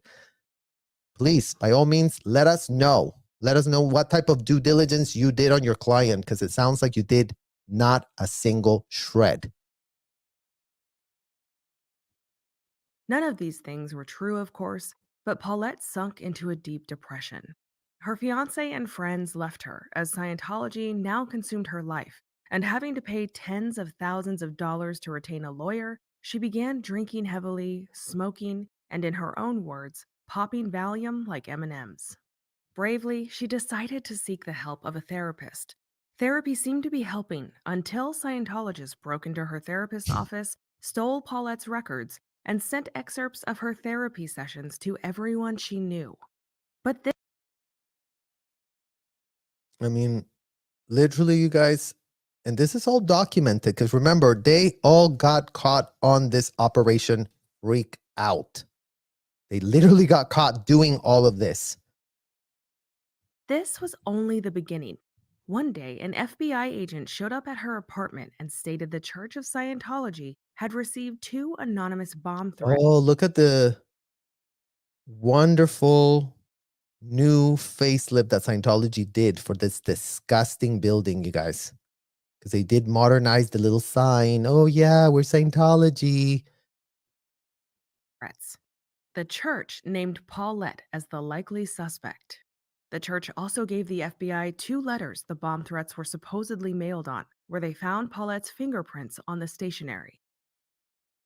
So again, you guys, fake allegations, outrageous allegations, outlandish, unfounded, and literally faked up by themselves. And what has changed?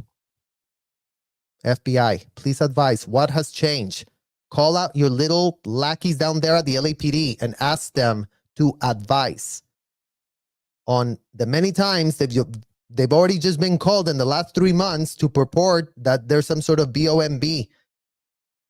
Because that's their favorite thing, you guys. They just play victim. They have nothing. They all just go, wah, wah, wah, like petulant children. We're being attacked. We're being told not to be predators. We're being told to not traffic kids. LAPD, come to our rescue. Leadership of the LAPD, we really need your help. We're really scared of the TikTok kids. They're really, really scary. So again, shows a pattern of continued reckless abuse.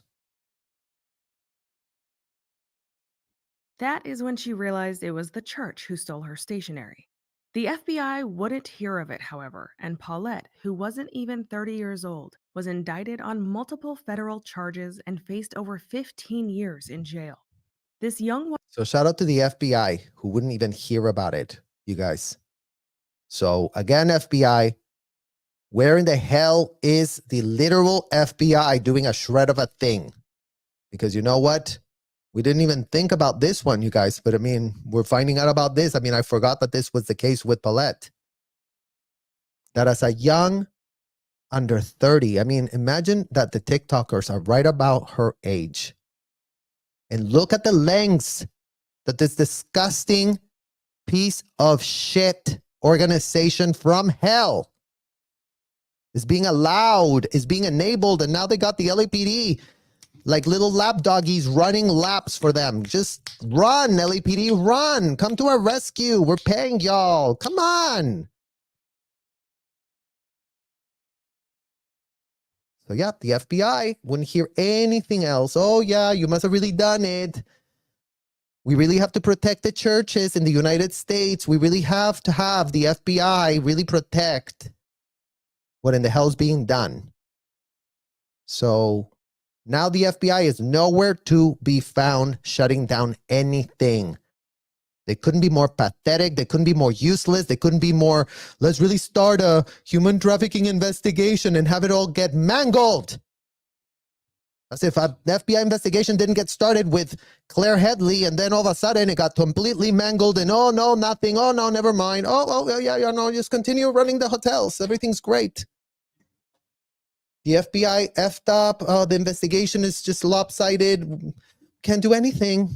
We can't do anything to stop any of this. Nothing can be done, is what in the hell the law enforcement of this United States tells all the kids that have been abused. Nothing can be done about it, and y'all deserved it. Y'all deserve to be a slave in this country. We don't give an F. We don't give an F. Why would we give an F? Like, that's your fault. Your parents put you up to it. We don't give an F. Imagine that my parents are there. Go speak to them, FBI. Go ask them. Go ask them. Have them show you paperwork. I dare you. Because again, you guys, everybody wants to cradle and canoodle the enablers. Everyone is cradle and canoodle. Well, the parents must not have any idea. Parents, I mean, who would ever? These parents put their kids there. Period. Full stop. There's not a shred of parent advocating for kids in this year 2024 or in the public record.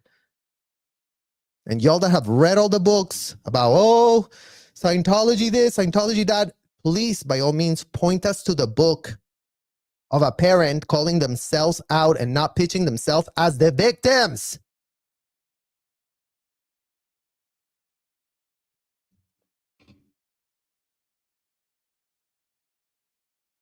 We only have Jenna's book. We only have Liz Gale's book. We only have Catherine Spolino's book about their childhoods, things they didn't never consent to, things they got away with. They got out of there as soon as they possibly could. They didn't rose up to the ranks. They didn't go and become the whatever delusional clown post that Mike Rinder, Debbie Cook, Angie Blankenship, Marty Rathbun, they all went and, oh, I'm so important. I'm so high end over here, you guys. I'm part of the board of a 501c. And imagine, they were so pathetic, they thought they owned it. They owned the 501c. They thought they were part of it. They thought that's what their legacy was. They thought they had access to the bank accounts and they could really kind of like, live up their little wonderful life that they had for themselves. These executives were not living in squalor. They're slaves. Yes.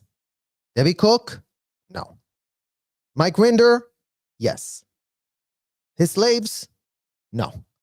So that's how it worked. That's how it worked inside of those hotels. Pilar Saldarriaga, fancy quarters. Angie Blankenship, wonderful down comforters.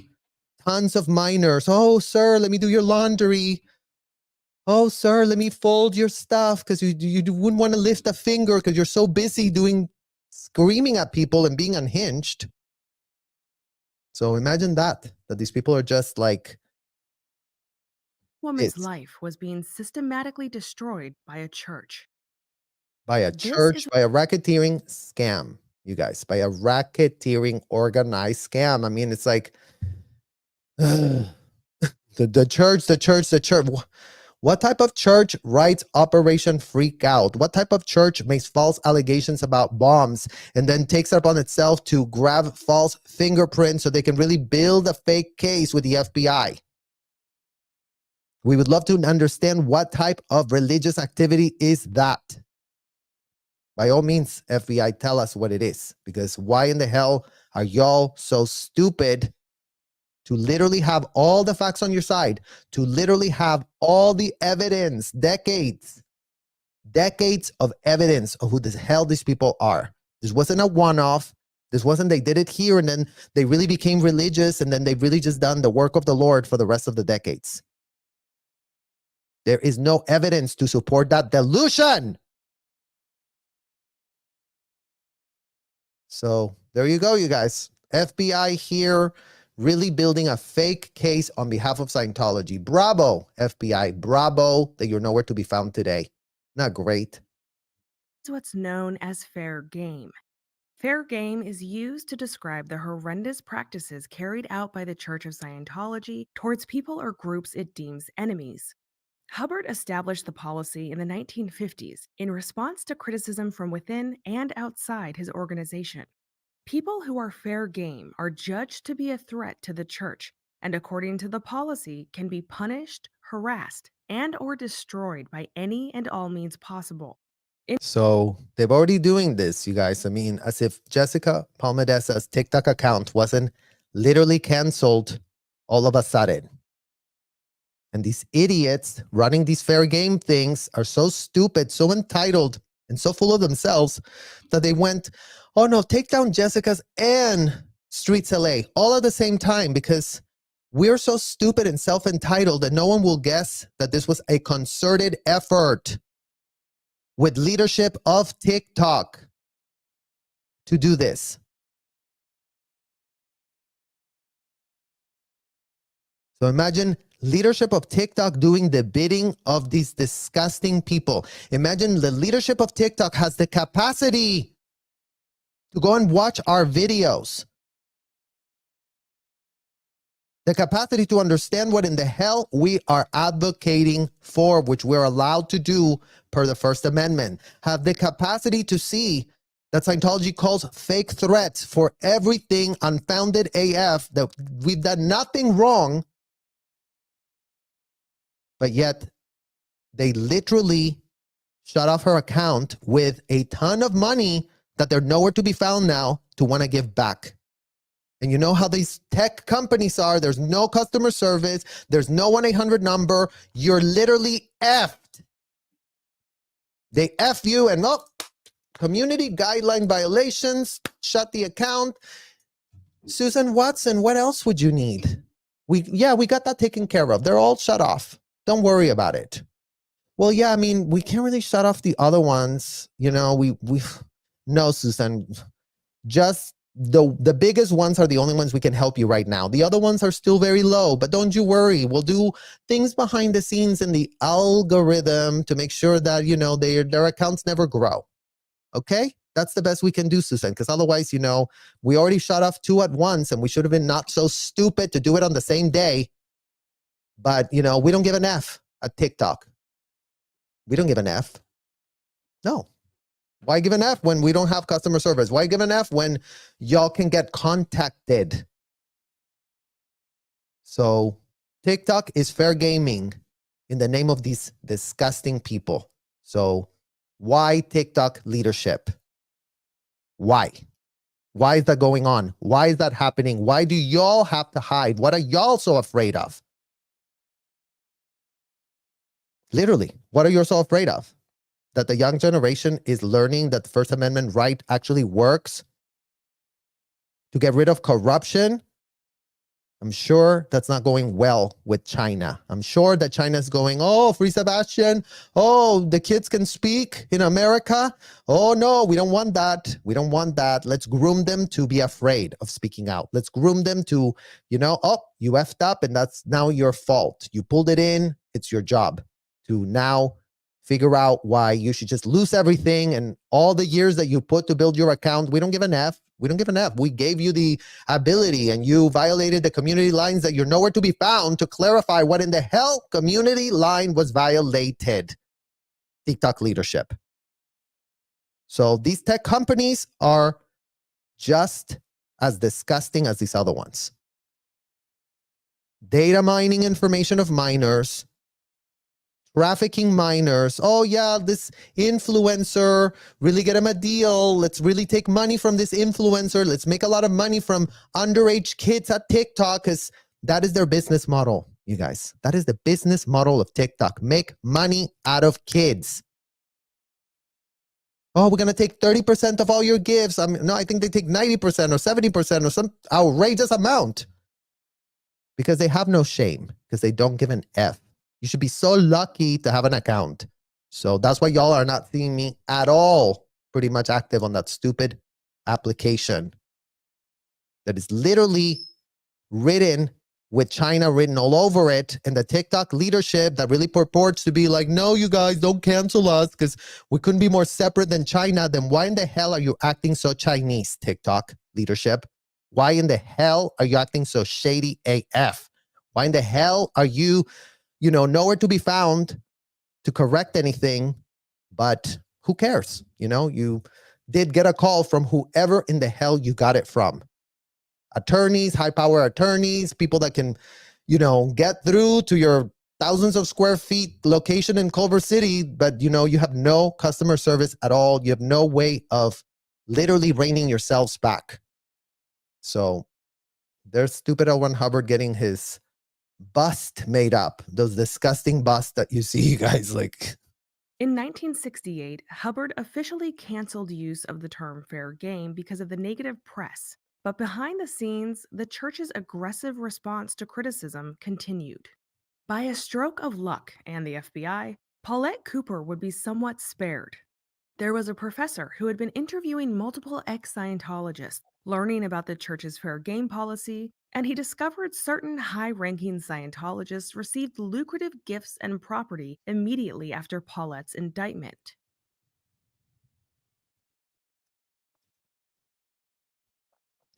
Lucrative deals after Paulette's indictment, you guys. What is OSA paying the people that are doing these disgusting things as we speak? How much did OSA pay to shut off Jessica's account? How much did OSA get paid to shut off William's account, Streets LA? How much? Or what leadership of the LAPD? Did they change a lot? Oh no, Serge, you have no idea what in the hell you're talking about. That's just an allegation. Well, yeah, you're right. An allegation. I don't have a receipt. So yeah, I don't have a receipt that says this is what in the hell they did. But you know what? We got a ton of shit on the public record that literally stinks. And doesn't make a shred of sense how 2 accounts just get canceled overnight with no explanation.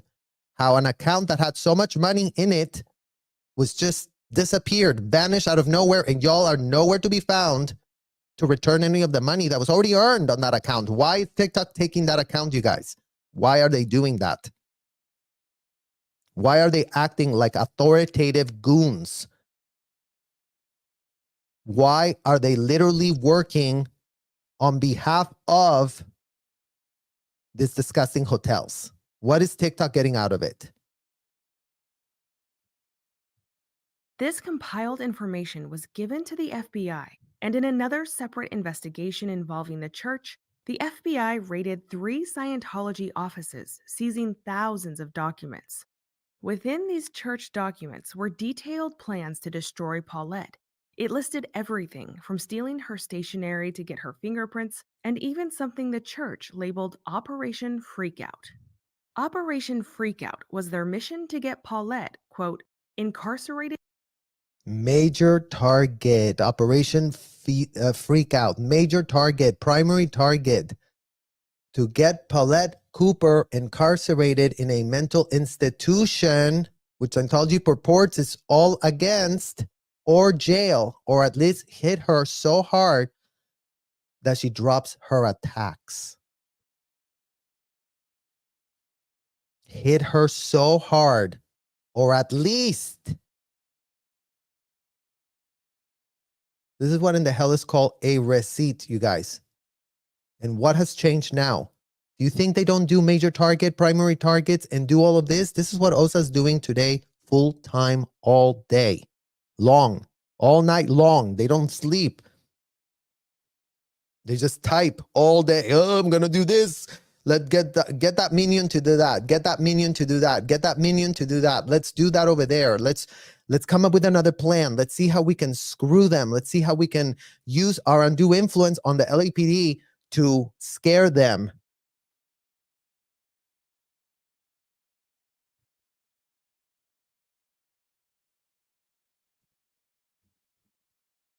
In a mental institution or jail, or at least to hit her so hard that she drops her attacks, end quote. A grand jury in New York spent 3 years investigating Paulette's frame-up, but all the Scientologists who were tried refused to talk. The case went nowhere. Oh, where else do we see that? Was Luke Watson refusing to talk at the Denny Masterson situationship? You better believe it. Were all of Danny's frenzy wensies also refusing? You better believe it. They never want to talk. They never want to talk. They only want to talk when they want to talk. They only want to talk when they feel like talking. And these disgusting degenerates don't afford that level of grace to children. Imagine that. They're very pressed to not be asked a single shred of question they don't want to answer, but they don't give an F if it's a child locked up in a room. Then they give themselves whatever in the hell they want. We can do it. This is our religious right. Right, Robert E. Mangle? To lock up children and ask them disgusting questions. And then nobody wants to contribute to anything, and nobody wants to, follow the law, and nobody can ask us a question because we're really going to assert our rights. Interesting. Not interesting, you guys, that these people really want to assert their rights when they get caught doing disgusting things, typing it, all full knowing.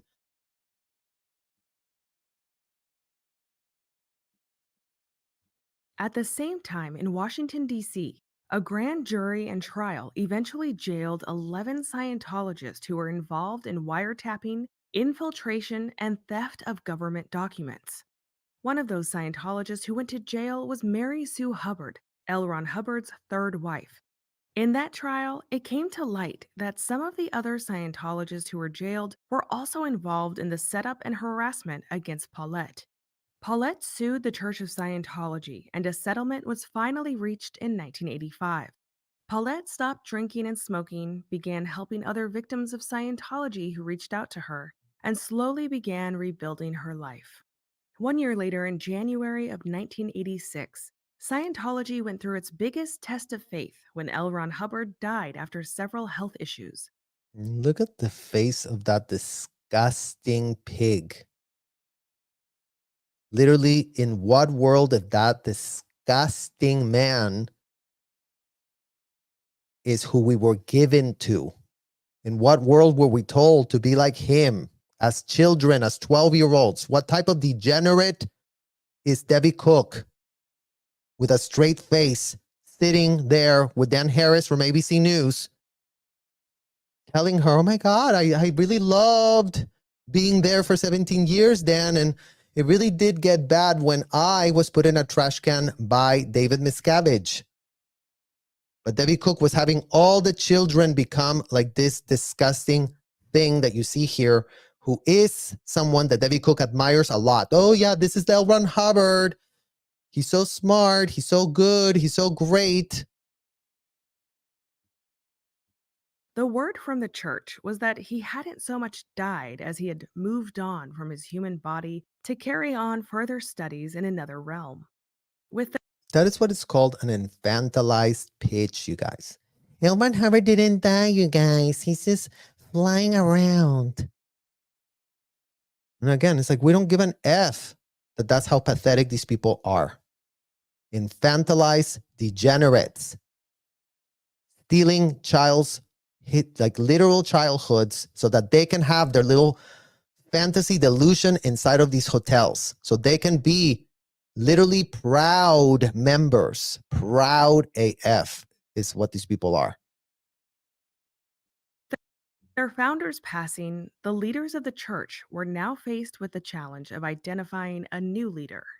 1986 was the same year Tom Cruise officially became a Scientologist. By that time, celebrities like Priscilla and Lisa Marie Presley, John Travolta, and Kirstie Alley were deeply entrenched. But Tom brought a level of celebrity the church had never before experienced. With the passing of L. Ron Hubbard and the initiation of Tom Cruise, a new era of Scientology was about to begin. And there you have it, you guys. A new era was about to really begin. Imagine that. That no eras have ever been new. All eras follow the policies of a convicted, indicted felon that everyone's too pressed to pitch as an American-bred god. And that is what in the literal hell we're asking ourselves today in this year 2024. Why United States of America? Why Superior Court of America? Why Department of Justice? Why?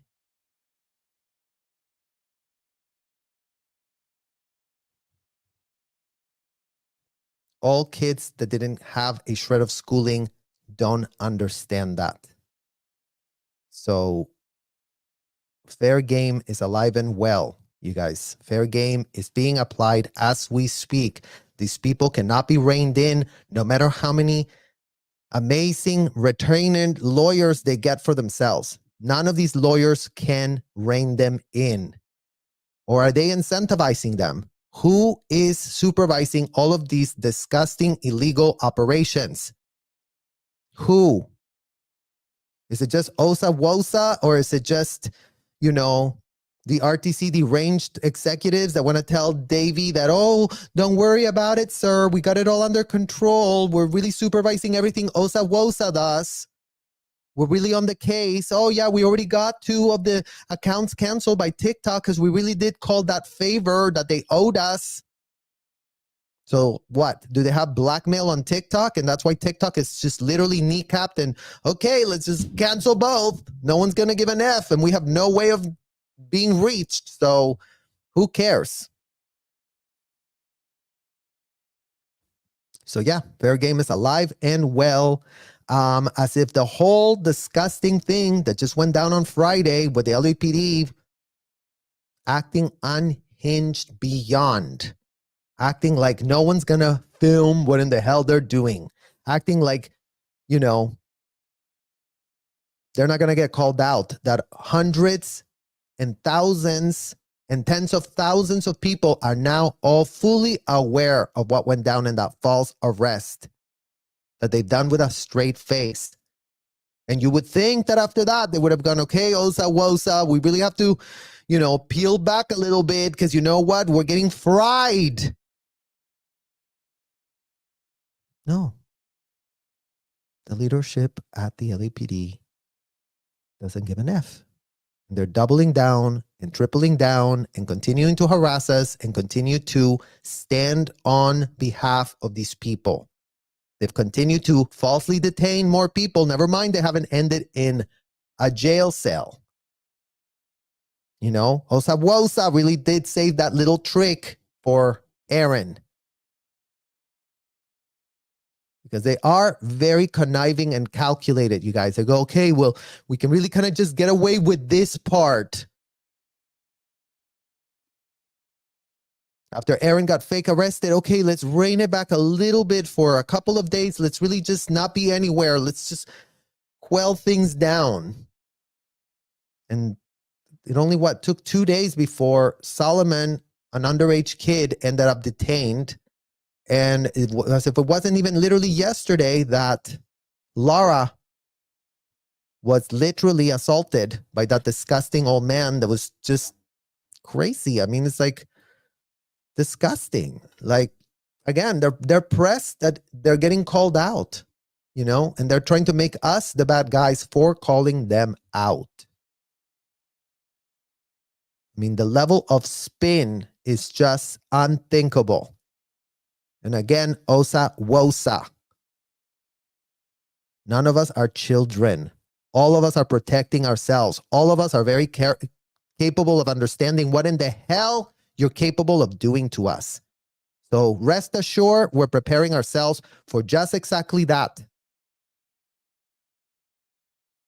Rest the F assured that we do have a ton more resources that we didn't have as kids, you guys. And again, it's like, yeah, we're putting ourselves at risk ourselves. Yes. But what else is the option?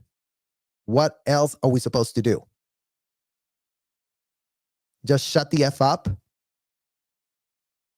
When we see kids being dragged out of those commercial buildings and hotels still today, what type of person would we be? We just shut the F up. Oh, Wosa Wosa, it's gonna do something bad. Oh my God, everyone hide. The only right that we have to protest peacefully is being projected on by this disgusting, deranged ducks that give no fucks.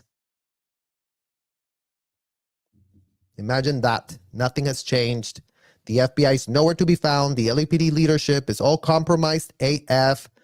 And, you know, they're still calling fake BOMBs on them.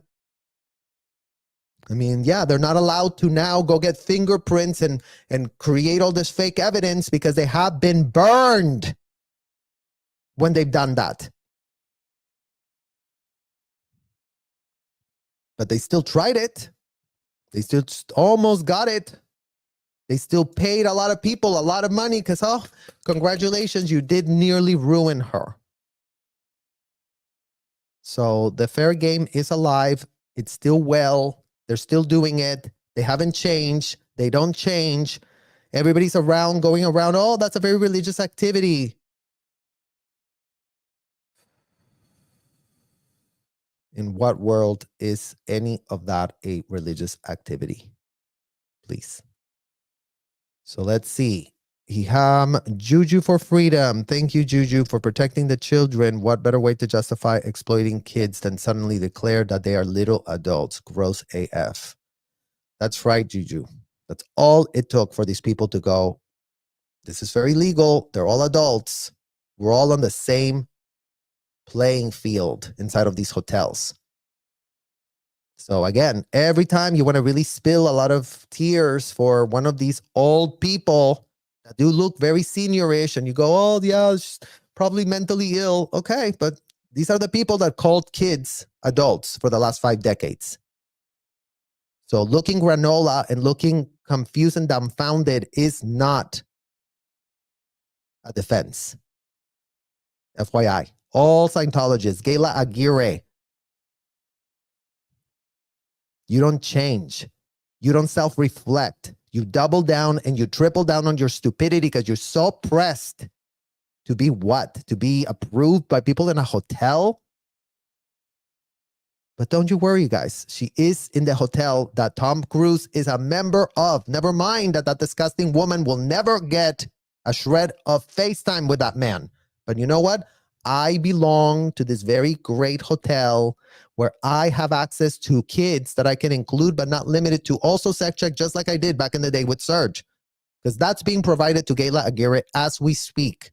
If that woman is doing her class 2 auditor course, she's being, oh, here's a child that never got a sec check. Why don't you just, do your course again? Because remember, they're always redoing the courses. You can never do them enough because you have to really be technically perfect. And they can never be technically perfect because they're just a bunch of bumbling idiots.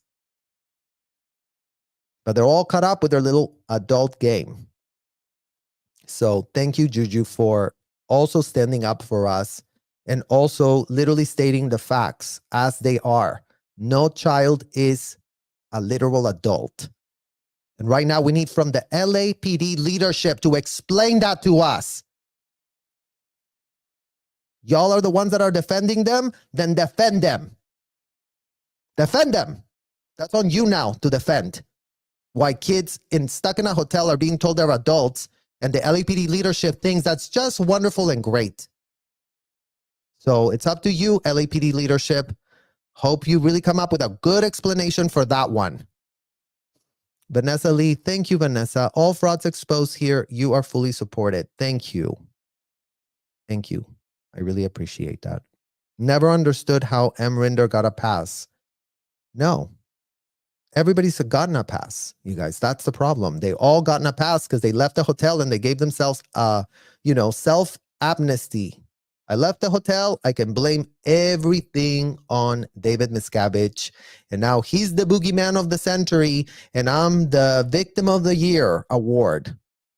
Let me see. How else can I launder my image? How else can I pitch myself as this American, amazing, not even American, as this Australian that got trafficked by his own parents? If you have a problem with that, Mike Rinder, go call your parents. If they're dead, that's your problem. You're way too old to play dumb. You're way too old to pretend that you are the child. And you're way too old to be a father that is deadbeat, just like the rest of our fathers. So don't think that we're just coming after you. It's you and all the other rest of Scientology fathers. Y'all are part of the same breed of cat. It's called L. Ron Hubbard. Go check what type of cat was that. Because all your fake pitches have been called out. All of them. We literally cannot stand another fake pitch because you know what? You will get called out on every one last shred of your lies. You're a pathological liar is what it's called. You cannot open your mouth without lying, without carefully selecting your words so you really come across like Papa Smurf when you're just goddamn Gargamel. That's who in the hell you are. Oh yes, Smurfs, I'm Papa Smurf. I'm really going to help you. And who have you helped other than yourself? Who?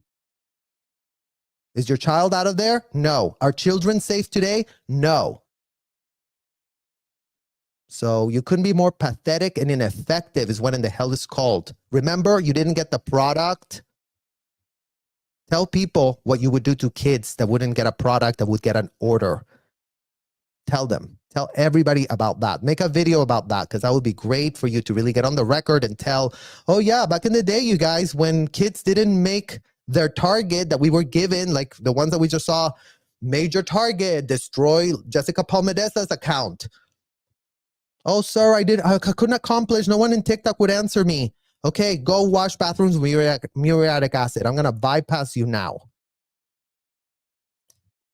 Is that now how it went? Or is that how it went?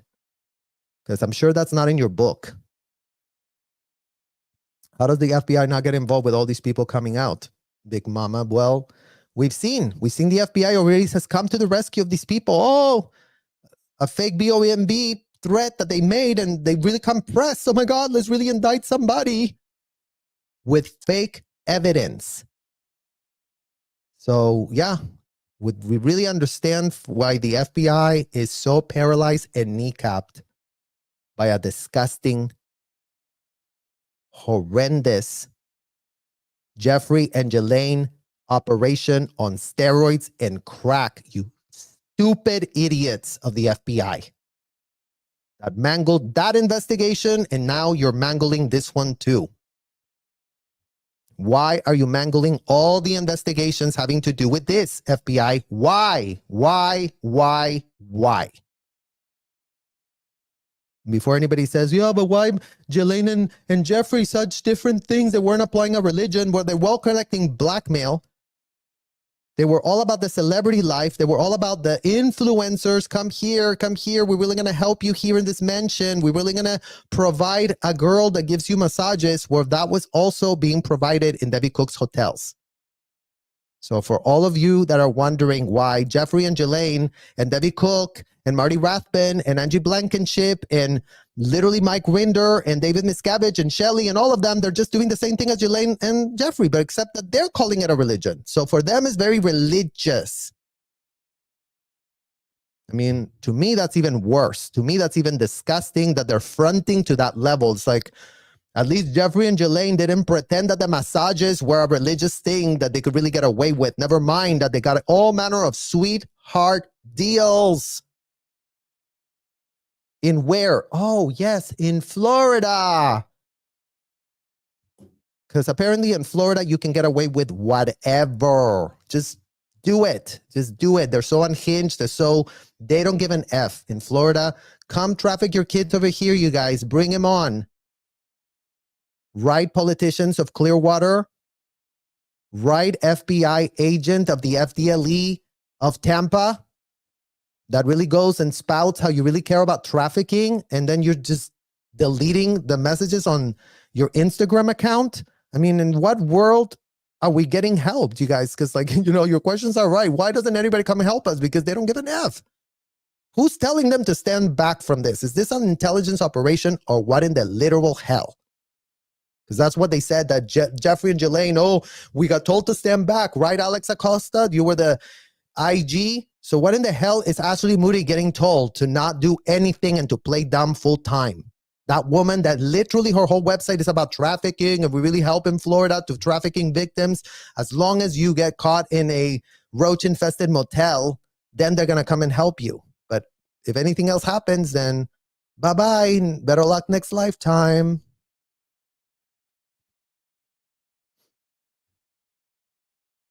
We have 85,000 missing children that don't know where they are or who they gave them to, and that has come across the border in the last 3 years. That's right.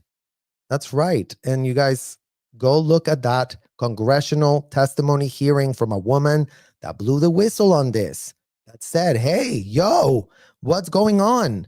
Where are all these kids going? Where are they ending up? We need to do better for the kids. We're supposed to not do this. And again, it's not okay. America doesn't want this, FBI. America doesn't want this, politicians of Washington. You idiots sitting there doing nothing. Just getting paid to open and close your mouths like blabbing idiots, talking bobbleheads.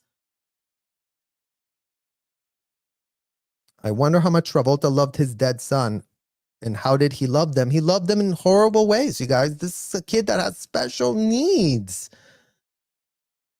You don't even want to talk about that today because it's just outrageous. Just left to random people that completed 2-week courses. He had no... Anyways, yeah, it's just horrible, you guys. Debbie P. Hi, Serge. I'm sorry for what you've gone through and all the other children. Thank you, Debbie P. Kathy, I cried when I saw the little cans. Horrible. Thank you, Kathy. I mean, again, you guys, that's evidence. Like, they do this to kids. We've been screaming this at the top of our lungs, but everyone plays dumb every time we bring up the kids. If it's not Tom Cruise, if it's not John Travolta, we're talking about some salacious BS about, oh, John Travolta's a gay. Who gives a literal shred of an F? If a grown-ass woman, man, is this or that or whatever.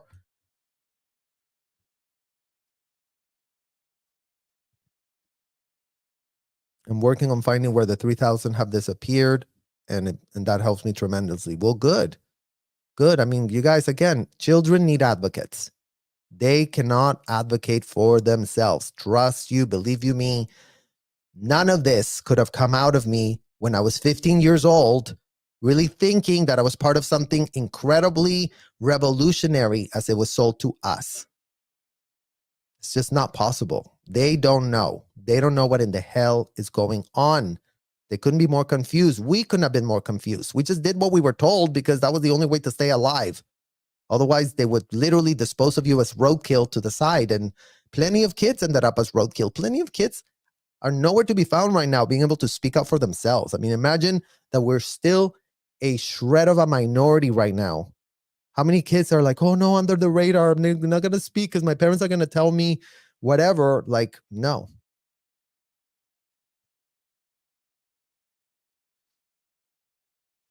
Sai, I'm so proud of Serge voicing all of this and bringing the absolute horror and sick to light. Well, thank you, Sai. And I guess, you guys, thank you for holding the space for these conversations. I know how triggering they are. I know how helpless y'all feel, but we have to not feel helpless. We have to know that exposing the facts allows all of these corrupt, disgusting people to start getting it through their thick skull that they're not going to survive this. Because we did live to tell. Plenty of kids are not here. So the fact that you guys hold space for these horrible conversations, I know I don't come with the jokes. I don't come with the ha ha ha, he he he. I don't have the bandwidth for it. We've been at this way too long, getting nowhere. Well, right now I feel like we're literally just like, eek. At least we are able to speak without getting literally harassed and told that we're horrible people and whatever. It's like, no, we care about this issue and we're here. I mean, we're already on hour 3. I mean, imagine that, you guys. So yes, shout out to you. Credit when credit is due. Y'all are sitting here holding space for these unthinkable conversations. Y'all didn't have any child there.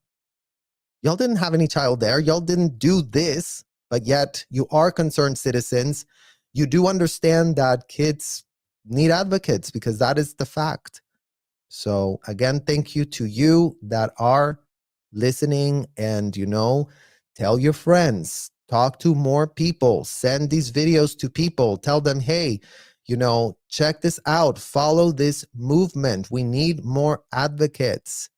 We need more people on our side so that these people understand that we are not MF kidding. And we're not here to play and to blab and to yak, yak, yak. No, we don't have more time to waste on this.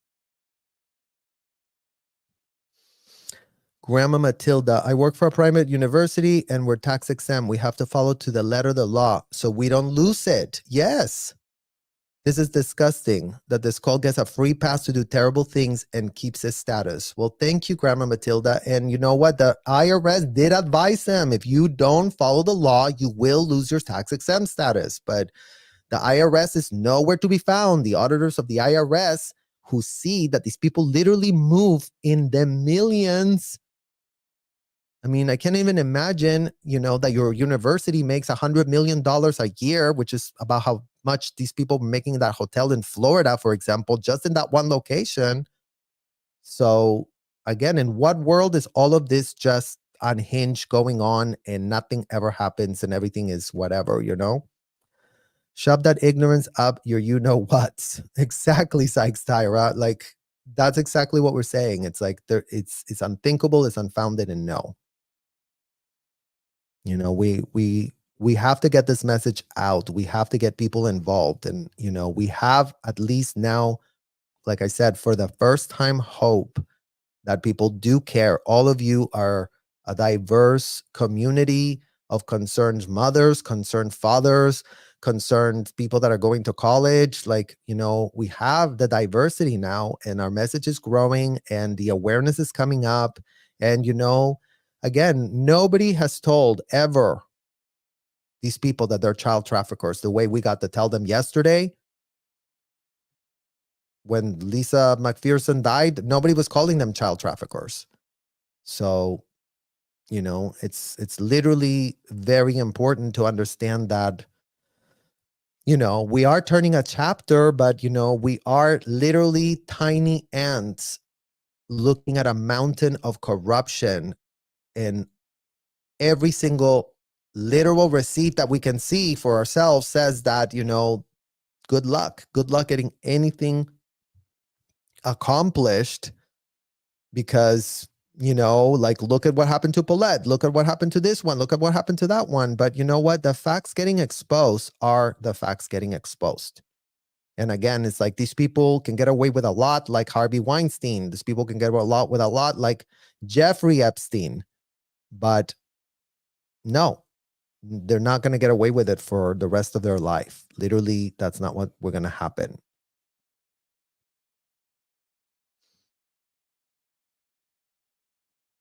Laura, for you, we're wonderful with Natalie. Oh, yes, you guys, we got a lot of messages about that one with Laura and Natalie. And definitely tune in tomorrow because I'm going to be speaking with Natalie. We're going to be doing a whole interview and it's going to be really great. And I'm very, very excited about that tomorrow. So it'll be a little bit different than this exposés that we're doing. But you know what? This documentary, look how much is contextualizing for us. So I hope that y'all are finding value in, understanding all of these aspects. And I really, really, really, really appreciate it. It's words in a cult is a front for child trafficking. Exactly, Gene. Exactly what it is. And it's always been that. We've had literally here receipts of kids being implicated since time immemorial of the rise of this disgusting place. I mean, it's always just been a front. There's nothing else going on. It could have been a cult if they would have made it 21 and up, sort of a la Nexium. Okay, fine. All these people did horrible things, really weird, really shitty, really horrible power dynamics. Yes, I don't recommend it to anybody, but at least they were adults. At least they weren't 12.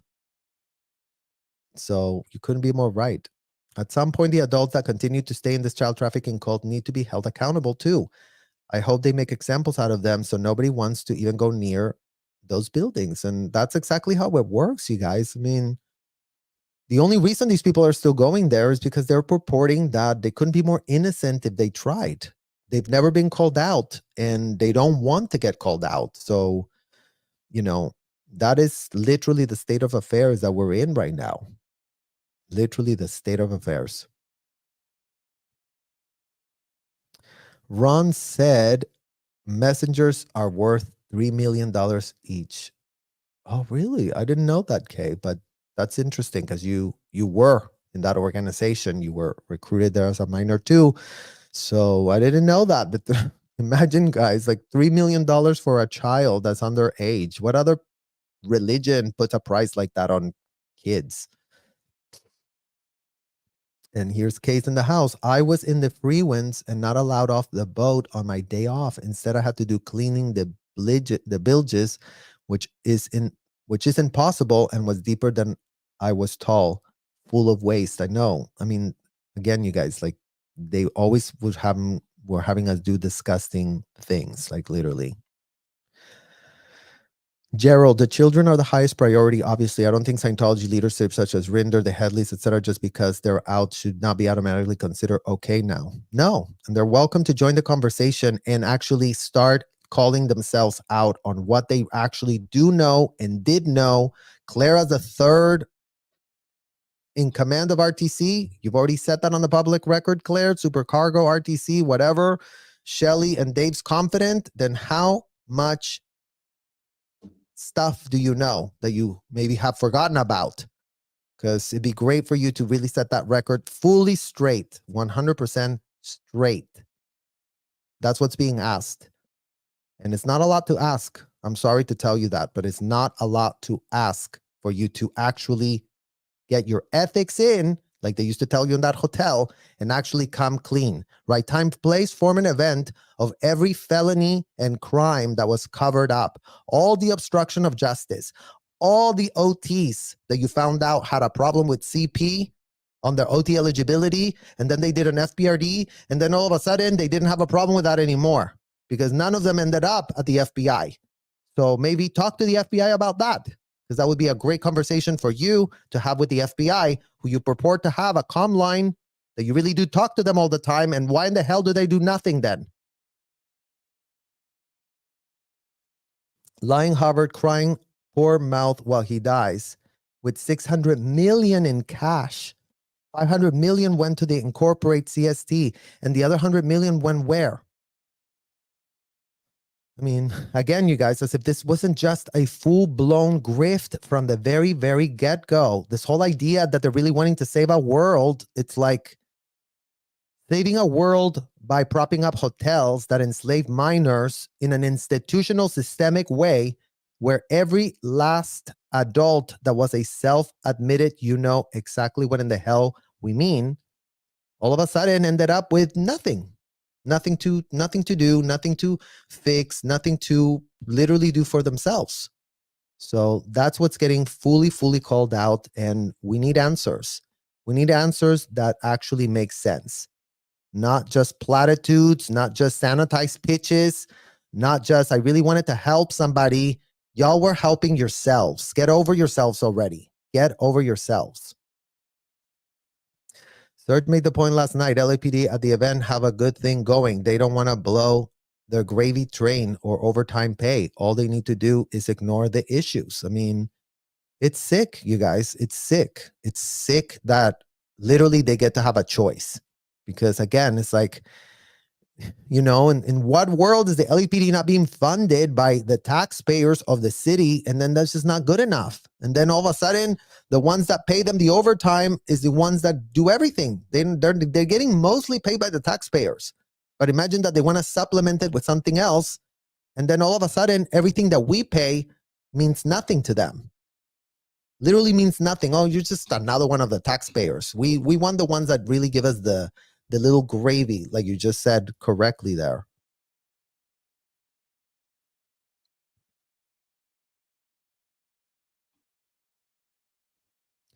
It gets even more complicated on the high seas. The legal jurisdiction gets even more sketchy on the high seas. That's right, you guys. And that's why they've always loved boats. And that's why Valeska, Gwen, and Gwen's wife were sent to that ship to get disappeared, to literally float around. And then all of a sudden, you know, everyone's having a religious experience in the floating, what did it say? They literally said this, because again, the floating cathedral. Imagine that.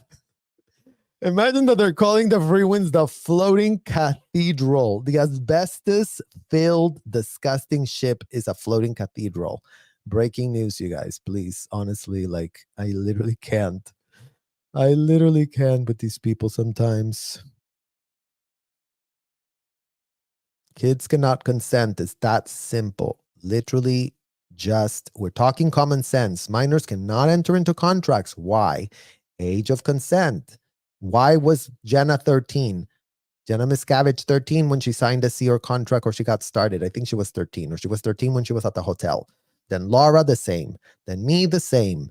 Miriam the same. Literally so many kids. So, I mean, you guys already know. So many of them.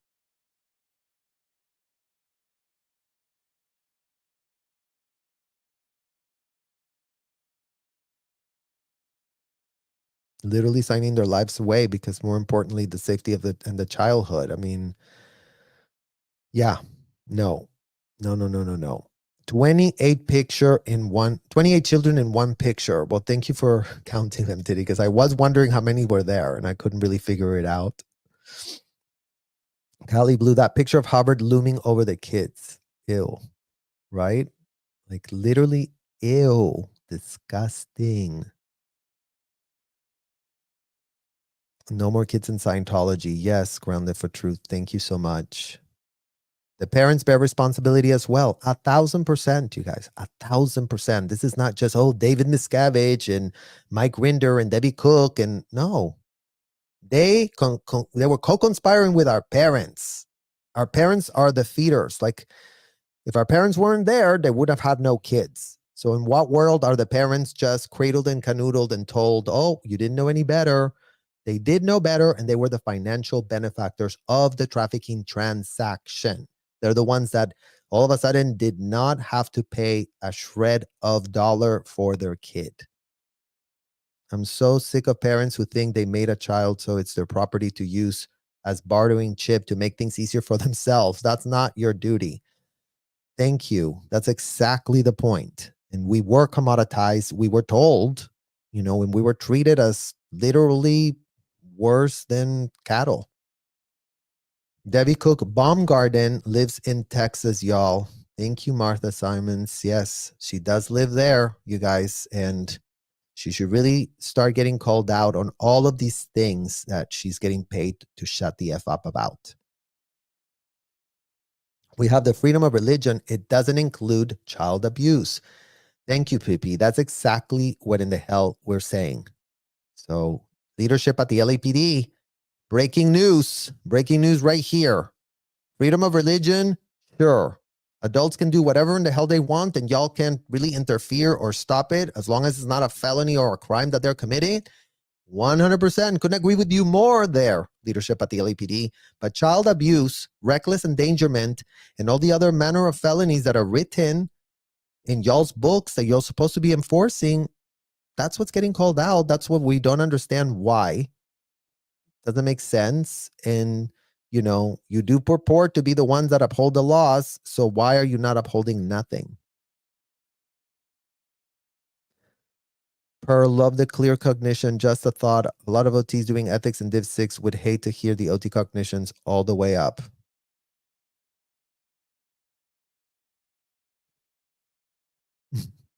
Fake executives and fake uniforms. I mean, they couldn't be more fake. They could not be more fake, you guys.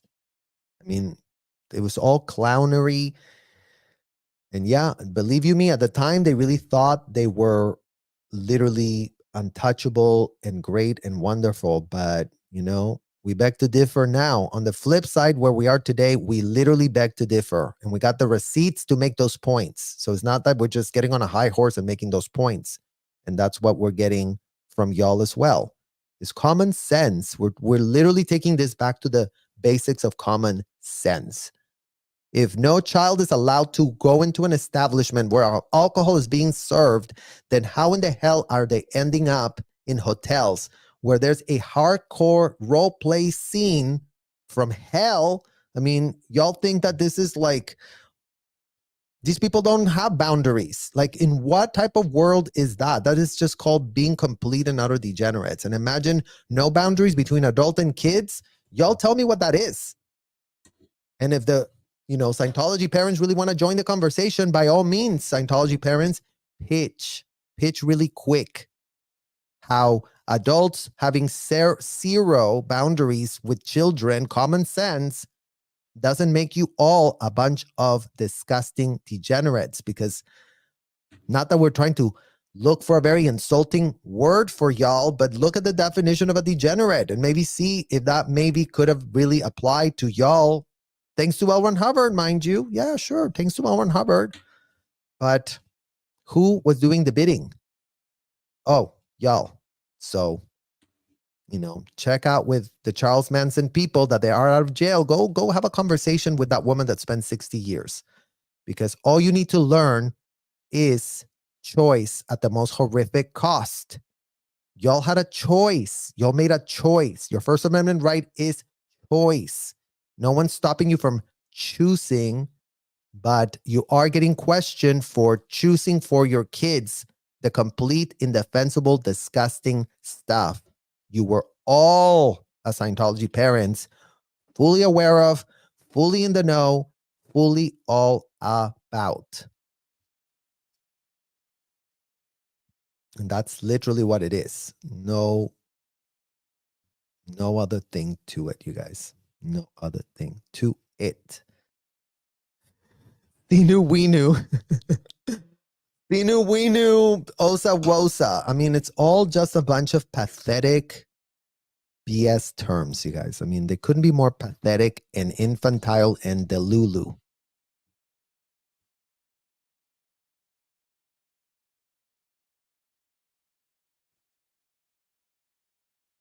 Is Travolta OTA2? I think he's OT5, you guys. I think he's OT5. And again, the stupidity of Travolta is, when you're doing these security checks, they don't let you go up the bridge if you're being a homosexual. So every time Travolta does anything homosexual, allegedly, then he has to go and tell them, Oh yeah, the other day I did this. Well, how did you do it? Where did you do it? How many times did you do it? Who did you do it with? Okay, let's do an ethics program. Let's really find a confusion that caused you to have the evil purpose to get with a man.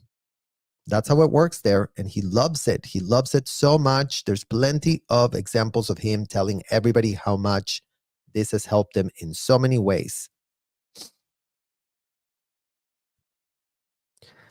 Travolta is totally complicit for enabling and staying silent, just as guilty, if not because we don't know what he did in those hotels. And I mean, again, you guys, it sucks. It's a tragedy. It's horrific. It's unthinkable. We wouldn't wish what these people are implicated with doing for themselves. Never mind, they've never been called out, but the facts are what they are. Their choices have been what they are. So nobody gets a free pass because everyone was an adult that we're calling out. Children, yes. Children, in what world did they consent to what in the hell they got exposed? But the adults, they were not kids, but they act like kids and they want to be treated like kids. And, there's just patterns and patterns and patterns that they couldn't be more toxic, those patterns. And those are the patterns of what they are really all about. And that's what makes them predators. That's what makes them deranged. And, they really need to figure out what in the hell. Travolta should wake up and not care about what they expose about him at this point. It's about child and human trafficking, layers and layers of fraud and corruption. That's right, Violet. That's what's being asked. Go and have a conversation with the Crimes Against Children unit. I mean, imagine, you guys, if all the Scientology parents got together and all of them showed up there and all of them worked out a deal to ensure that these hotels didn't child traffic a single shred of child anymore. That would be the day. That would literally be the day. Because whoever did all of this as adults is whoever the FBI needs to actually have to build a case. Since they don't like pulling a shred of string, since they really do act like real pressed to do a shred of work, because, I'm sure they have a lot more other things that are pressing matters for themselves. I should write a book requested by many. I can relate to these poor children as my sister and I were on the road early in the years. A little different, but as adults and 11 and survival was key. Yeah, I mean, the more survivor stories are shared, the more people understand that, it wasn't their fault and it wasn't about them. So I think it's great. That's part of the recovery journey, power to survivors.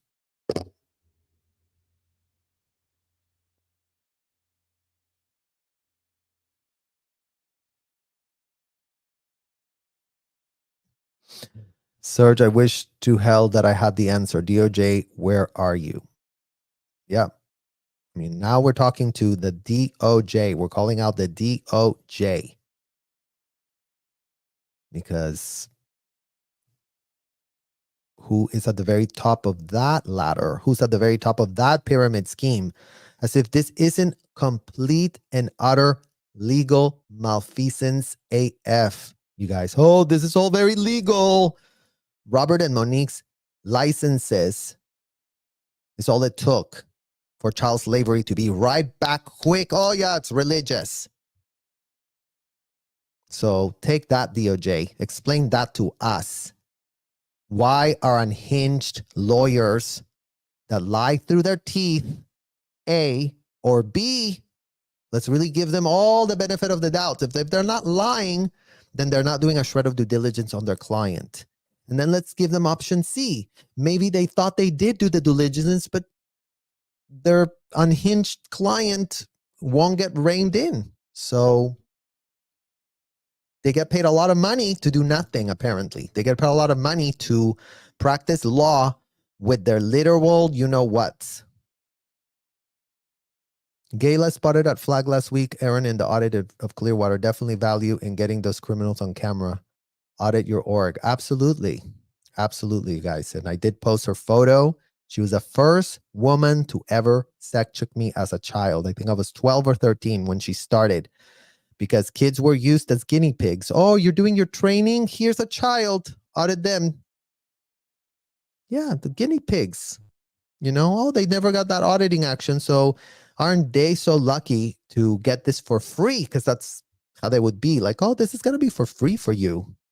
Instead of having to pay $1,000 an hour for you to get abused, you're going to pay nothing. And we're just going to, try our processes on you and make sure that, they've effed up. Well, we'll correct it.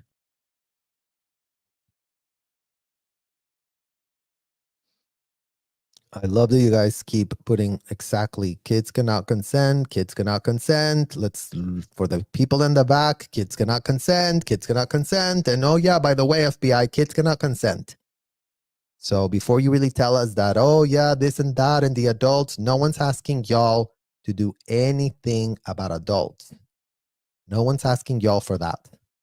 We know how adults love to do whatever in the hell they want. And we do know that the First Amendment right does protect them to do whatever in the hell they want. But what about when they implicate their kids? What about then? Thank you, Martha. That's so sweet. Serge, we will keep carrying the torch of truth with you. It's only a matter of time, my friend. That's right. Well, the world's not going to change in one day, you guys. So we are not pressed. We're not in a hurry, other than we are disgusted. So they're going to have to deal with that level of disgust and rage that we do have today. Rightful rage. We would love to understand what type of human, what type of officer, what type of LAPD leadership here's what we're saying and thinks, okay, well, better luck next lifetime. Who cares? Because y'all don't feel that way. Y'all are spending all the time getting informed, and we're getting into the weeds. Y'all are understanding all the receipts that we just showed here, and now we have it on the public record. So even if people could be say, well, but okay, but now you're getting it from someone that was stuck at the hotel too. We're contextualizing, going into further weeds than that documentary's well made in comparison to a lot of other glib documentaries that have been done, you guys. She exposed the kids. She put photos of kids. There's a lot of footage there. There's a lot of legal documents that have been shown to make these statements that are being made. Never mind that they can't literally say what we say because they weren't inside of a hotel. You have to have been there. Otherwise, you cannot speak. You have to have eyeballs inside. And that's what's so hard, because as a victim, you never think that it's going to then be your job to set it all straight or figure it out what in the hell did actually happen. I mean, literally. Much love and support from Oregon. You're amazing. Thank you, Becca. I really appreciate it. Shout out to Oregon, you guys. Love Oregon. LAPD people should be outraged that their police department is covering for human traffickers. That's right. And also, LAPD, you should be outraged that you have Marisol Nichols speaking to the head of your human trafficking division. No wonder we get no help from y'all. Because I guess, y'all's little fraternizing, cushy-wushy, Frenchy-wenchy relationship with Marisol Nichols that y'all are so starstruck with because she played a fake police commander in some sort of 24 show or whatever.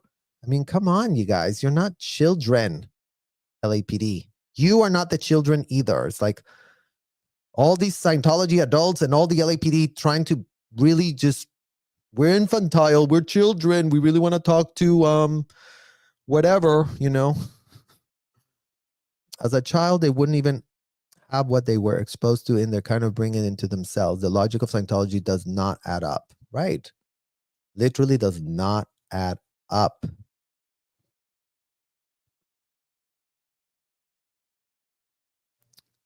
The kids need to be out today. Spread the word to all of you to go to people running for elected office. Correct, Susan.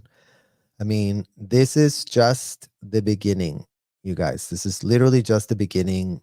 We are going to have to, show people that there are concerned citizens, that there are people that are intelligent enough to put a shred of dot together. And if they cannot put it together for themselves, then we are putting it together for them.